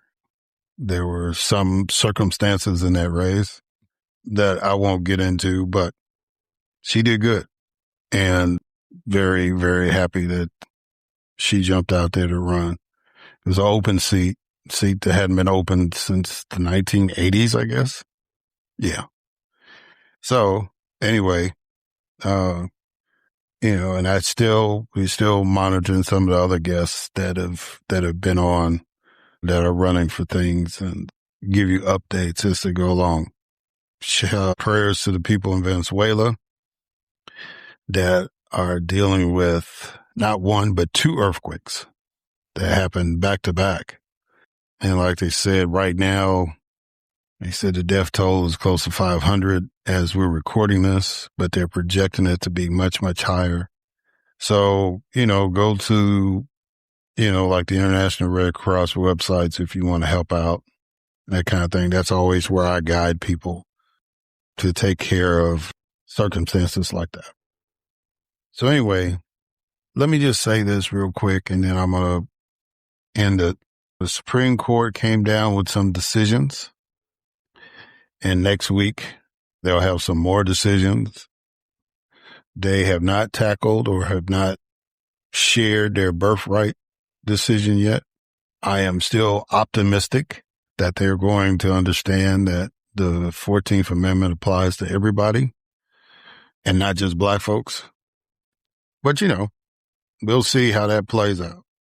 We saw a lot of 6-3 decisions, and it looks like now there was one decision that they were unanimous in, and that was this case called Pung versus Isabella County, Michigan, where basically the estate of this guy, Mr. Pung, they owed some money on taxes. And a previous court ruling had said that the surplus that they get from the auction, since they didn't pay the taxes, they put the property up for auction. There was a previous case that said that wherever surplus money, once the debt is covered, because a lot of times, and I know in Mississippi they did it because I worked at the tax collector's office, whatever money they got, they kept it. And so the estate got some money back. Like I said, a previous Supreme Court ruling said that no, it's like once the debt is taken care of, you got to give the extra money back to the estate, right? And so the estate got some money. They got it at the auction price, and the Pung family wanted the fair market value back. And so a unanimous decision, the Supreme Court said, no, that's not how that works. Since y'all precipitated the auction, then you got what you would get. The debt's been settled, and then whatever was left, you got that back. So they wanted the remainder of, because I think the debt was only like $2,400. And the family wanted the fair market value of the house, which was $190,000. And they sold it for like $77,000. So they still got over $70,000 off a property that they had defaulted on the taxes. So they should have just took their ball and ran with it. And that's what the Supreme Court, all 9 of them agreed with that. But there were some interesting decisions. The 2 decisions the one decision it's 2 decisions that Mark Wayne Mullen will go down in history as winning because he was the plaintiff in both of those cases. I mean, he was a plaintiff. And the one case that's really, really disturbing people and getting people in uproar is the fact that they combined two cases, Mullen versus Doe and Trump versus Miot, well, I don't know. I had to think about who the plaintiff is and all that. But the reality, the gist of it is that 350,000 Haitians and 4,000 Syrians are no longer under TPS, temporary protective status, which means that as of today, the federal government can ask these people to leave. And I don't think Syria is stable. I definitely know Haiti is not stable. But now they're sending these people back to this unstable situation. And of course, the Haitian issue was a big issue because President Trump, when he was running for office at the debate, famously said that the ones in Springfield, Ohio was eating cats and dogs. Y'all remember that? Remember that stupid thing he said? Well, so that put the Haitians on target. And the thing that's really, really crazy is that they're kicking these folks out, but they're allowing these South African farmers who are not under any duress. The country is stable, and they're giving them temporary protective status. Now, what's going to happen with them is that now that this decision is taking place, if they haven't already, now these people are going to be moved into the asylum part. They're going to start protecting them because they know, based on the Supreme Court ruling, that the next president, the next Democratic president, is going to go in and kick them all out. Right? That, they shouldn't have been granted the status in the first place because, again, there wasn't any proof of any duress. Whatever proof they had was manufactured. It was a lie. Their country is not unstable. They are not experiencing discrimination. They are not being targeted. These people in Haiti, people from Haiti, these people from Syria, they were. And that's the whole deal about the temporary protected status. It's supposed to allow people to come in, get situated in the United States, and then apply for asylum. Now, hopefully a lot of these people will go ahead and put in their paperwork for asylum if they haven't already. Because the next case, Mullen versus Al Ultralato,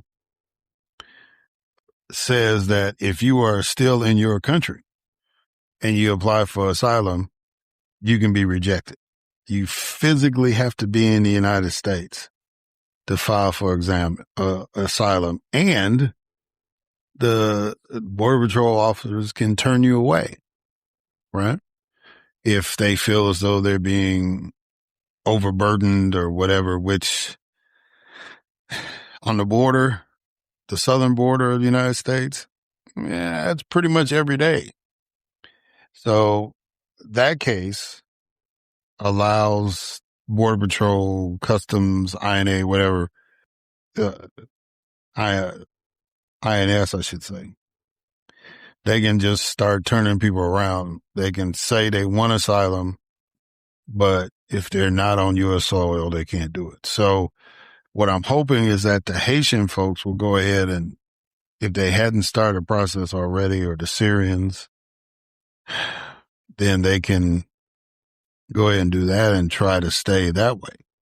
But, a lot of them probably can't afford the legal help or whatever, but I'm sure some people are trying to step in to try to keep them here. So we'll keep track of that, see how that's going to go, right? The other decision that my good friends from Pearson and Pearson brought up was the case with Landor versus the Louisiana Department of Corrections. That was the case with Mr. Landor. He was a Rastafarian. He had dreadlocks. These two guards at the Department of Corrections decided that he wasn't going to have them dreadlocks in the prison. And he tried to explain to him, and he showed him paperwork that he was protected under the Religious Land Use and Institutionalized Persons Act of 2000. And they basically ripped the paper up and shaved those dreadlocks off. Well, now the state of Louisiana, under that law, has given Mr. Landor, has agreed with Mr. Landor to settle. But what Mr. Landor wanted to do was sue the guards that cut his hair. And the Supreme Court said the law doesn't allow you to do that. You can sue the state, but you can't sue individuals. So it's a form of qualified immunity, right, for those officers. That's what the Supreme Court said. And that was one of those 6-3 splits on that one.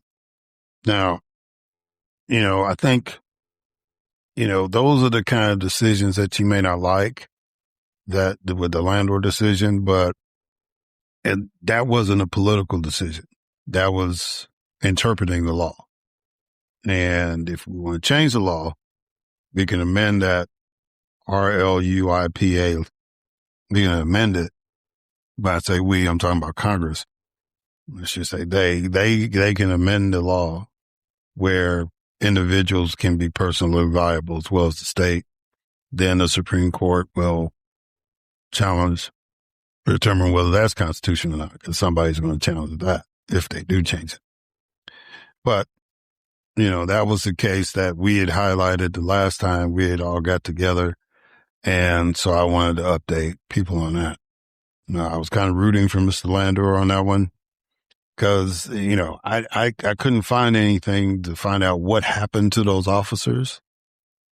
It was implied that there was some disciplinary action taken on those officers for doing what they did, but didn't imply anything about them being fired or, whatever the action was. It wasn't detailed.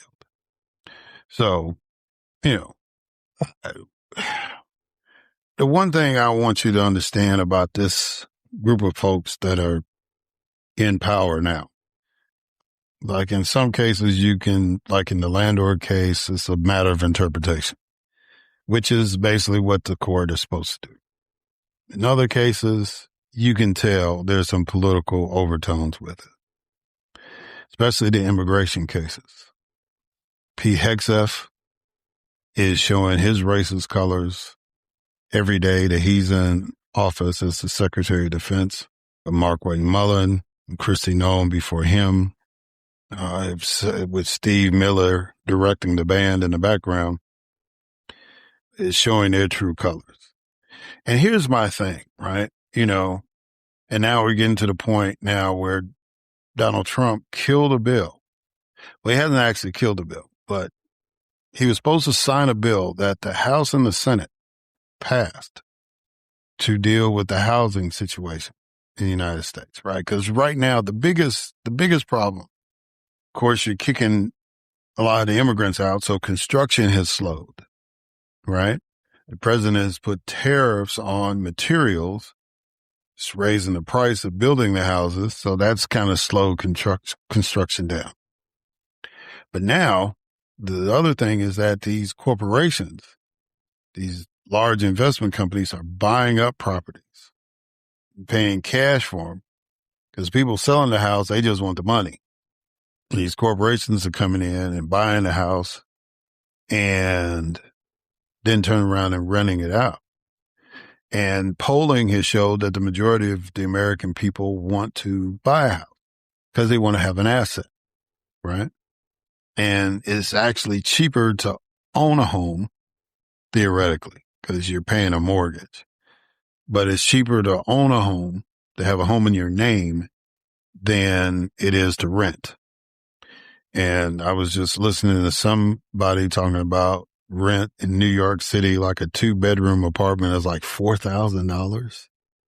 Downtown Atlanta it can get up to about $2,000, but New York, $4,000? It's a lot of money to pay for an apartment. Now, a mortgage in New York is cheaper than, well, it all depends on where you stay in New York. I think if you stay on the island, it might be the same. But I think it's cheaper to own a home or a condo or whatever than it is to rent. So the president was supposed to sign that bill. And then literally at the last minute, he said, nope, I'm not going to do it because I want to make sure that people can't vote in this election. He wants the legislation passed that would basically wipe out nearly 70 million Americans. Where did I get 70 million?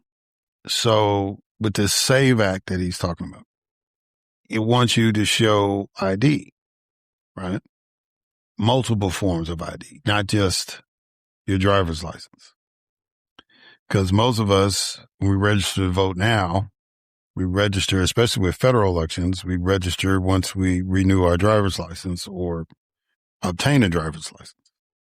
You're automatically in the system. And whatever name is on that driver's license is how you registered. So, some people change their license when they, especially women, when they get married, they change their license so it'll reflect their name, but a lot of people don't. They just renew it. So now the law says that if the name doesn't match, and say you get a birth certificate and the name doesn't match, then you're not going to be able to vote. Now, if you got a passport with your married name on it, along with your driver's license, they can allow you to vote. If everything lines up with the address, all that stuff. But that's a poll tax, because now you're going to have people paying $150 to get a passport just so they can go vote. It was the same like 20 some years ago when they were talking about changing the real ID.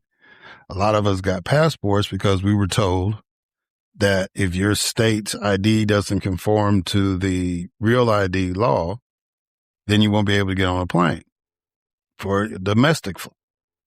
But of course, we had a government that could function back then. And so they negotiated and compromised and all that stuff. And eventually everybody got their IDs. Every state got their IDs up to the standard of the real ID law, and everything is kosher, right?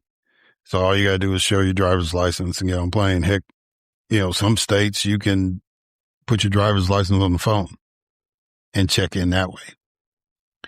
But now they're talking about with voting, you got to have multiple pieces of ID. That's crazy. It was a battle already to just deal with the voter ID, right? Excuse me. But now he wants to do that. He wants to end mail-in voting, even though he votes by mail. He said, well, I'm the president of the United States. I can vote by mail. And it's like, okay. But no other citizen gets that privilege. That's what you're saying. The military people won't have that privilege.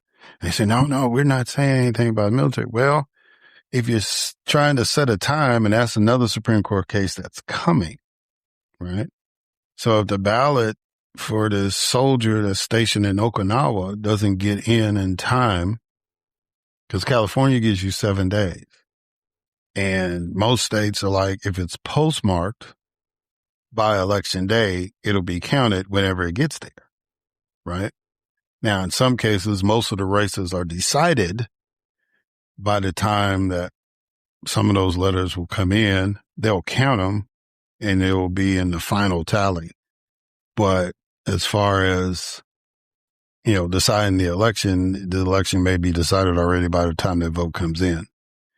If not, then you wait, right?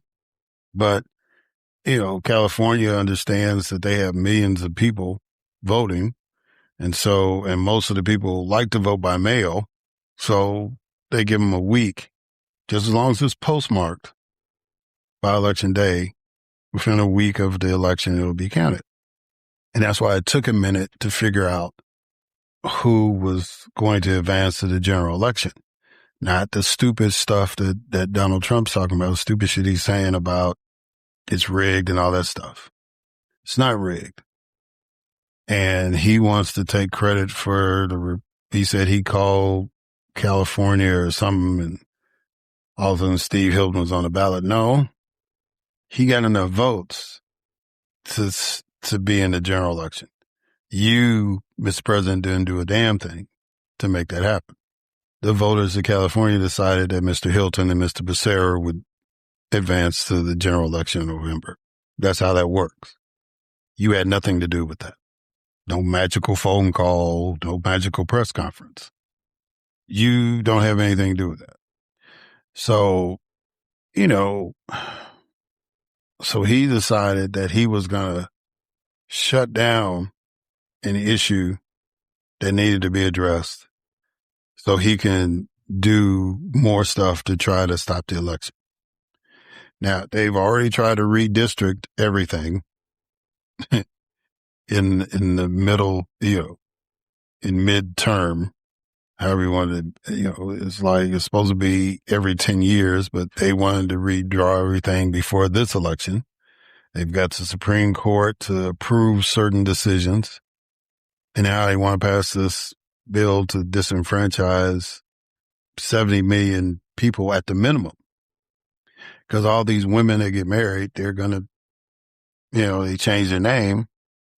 They're going to be disenfranchised because their birth certificate, which not a lot of people keep their birth certificate around, but their birth certificate is not going to match their driver's license if they change their name legally.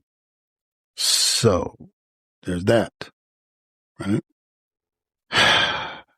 They're doing all this stuff because they're going to get murdered in the election if y'all show up to vote. And the president is banking on the fact that you're going to show up. So he's trying to do everything he can to alter it. And because it's all about him. Because he said he's been telling people, if the Democrats get control of the Congress, then they're going to try to impeach me again. But as I've said before, if you don't want to be impeached, don't do impeachable stuff.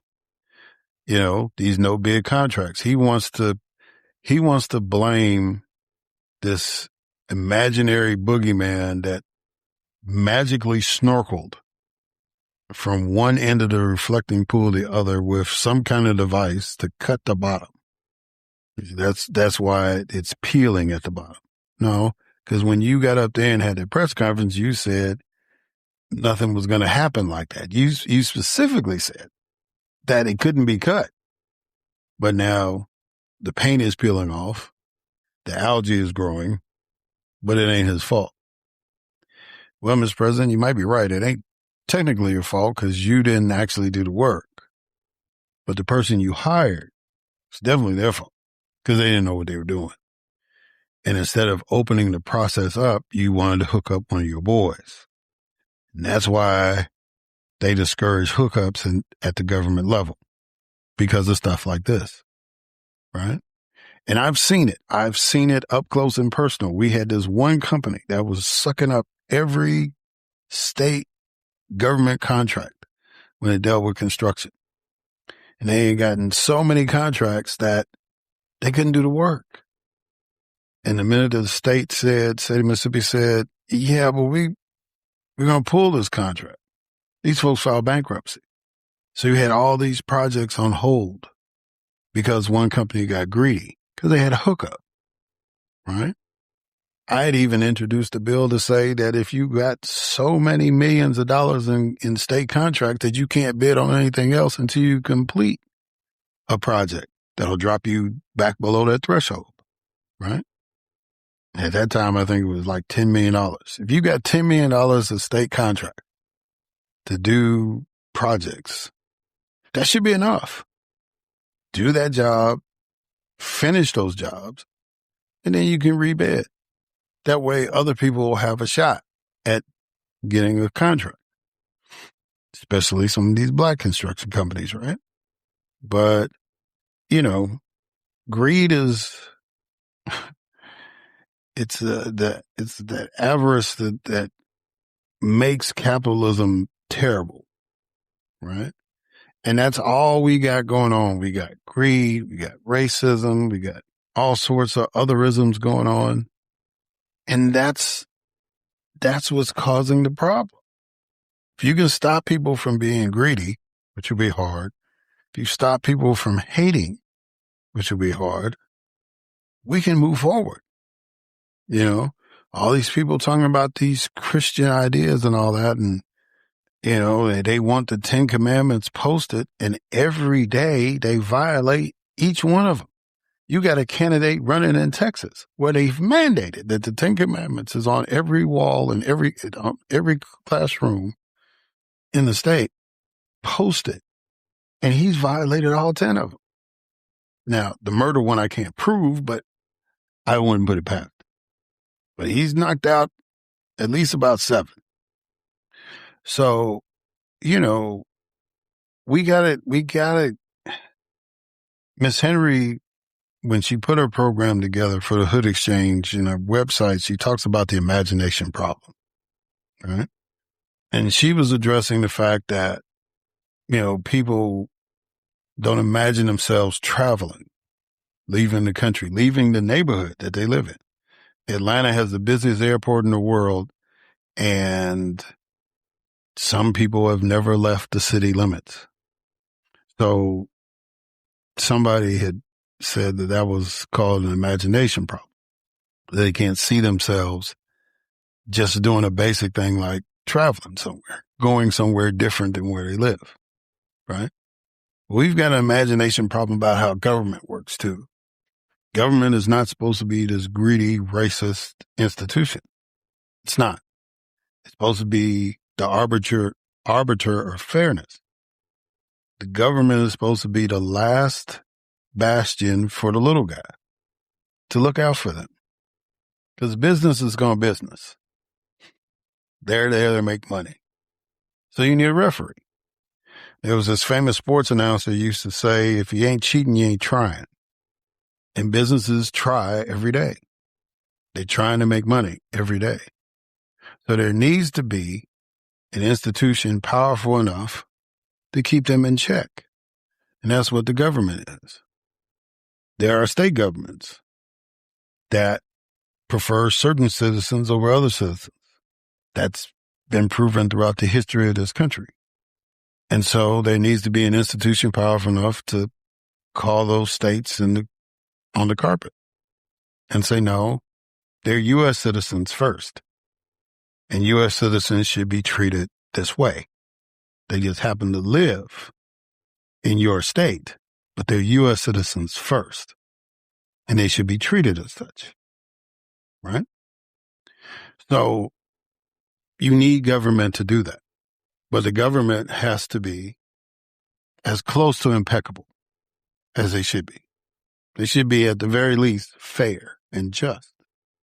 But when the government is corrupt, Katie barred her door. It's just everything's out of control. It's chaos. It's insanity, impositions of power. But you, the American people, can change that. Now, I don't know what it's going to take for some people, because, I just get amazed. Like, somebody I went to high school with posted, the Obamas didn't pay the contractors for the library. The Obamas didn't pay anybody. It was like the foundation that was set up to build a library hired contractors, and contractors hire subcontractors. Now, what's going on between the contractors and the subcontractors? Barack and Michelle ain't got nothing to do with that. But I had a high school classmate put on there, a black woman, literally that lived a block away from me, say it was these black folks' fault that these people weren't getting paid. Put it out there on social media and claims to be a Christian. I had a guy come on social media that was an elected official in Jackson and say that, yeah, they're sabotaging the pool. Antifa is sabotaging the pool. An elected official, somebody that's supposed to be intelligent, competent, is repeating the same bullshit that a man that has no empathy, no contrition is spouting. That's insanity, folks. Because if you talk to these people, you know that's like, well, he does pop off. He does say crazy things. Hey, that might be an indication that he might not be right for this job. Just because he might agree with you on a particular point. Look, bro, can I be straight up with y'all? I can find people that are homeless that if I talk to them about a particular issue, they're going to agree with me on something. I'm not going to turn around and put them on the city council in my city. I'm not going to elect them mayor of the city. I'm not going to elect them governor of the state. I'm not going to elect them president of the United States. My main focus is brother, can we get you someplace to stay? Can we get you some help? I'm not going to put them in a position where they're making decisions about my life. That's just real talk. So why do we excuse this fool? Why have we given this crazy person, this person that is not fully human? Because if you don't have any empathy, if you don't have any contrition, if you don't have a soul, you're not fully human, right? Now, all of us are supposed to have a soul, but a lot of people ain't in tune with it. And we don't need to put them in positions of leadership. We don't need pets of those kind of people in leadership positions. And when I say pets, I mean people that'll do anything to get fed and have a place to stay in that political party. Don't matter if they black, don't matter if they white, don't matter if they Latino, don't matter if they Asian, don't matter if they gay, don't matter if they straight. If you're espousing the thoughts of a fool, then you are a fool yourself. And I'm not voting for you. And I would hope that the majority of the people that listen to this podcast, if not all of you, agree with that sentiment. And if you were inclined or you have in the past voted for these foolish people, I admonish you to stop because it is hurting all of us. Not just the people that you don't like. It's hurting all of us. Some of you are feeling that lesson right now, but you have the power to change it. We don't need a president that's committed to tearing stuff up or vandalizing stuff. Yeah, when you put gold plating all over the White House, that's vandalizing it, bro. Ain't nobody approved that. He literally has a gold sign saying the Oval Office. There's a reason why you didn't put a name on the part where the president sits. It's called security. You're just basically saying the terrorists are like, oh, see, it says Oval Office right there. That's where we need to go. Why would you do that? Your vanity is a byproduct of your insanity. You see where I'm going? Just basic stuff.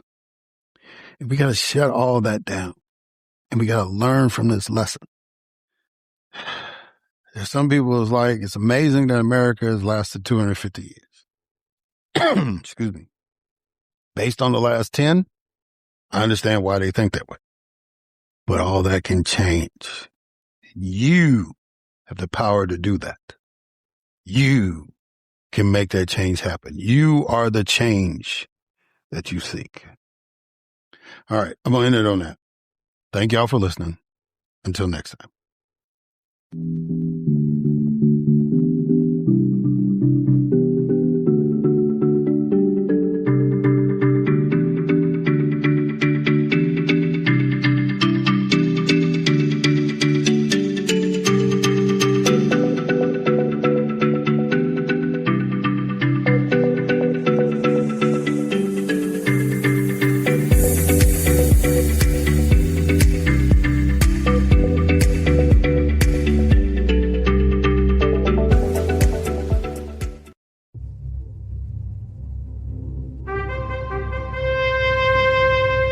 NBG Podcast Network.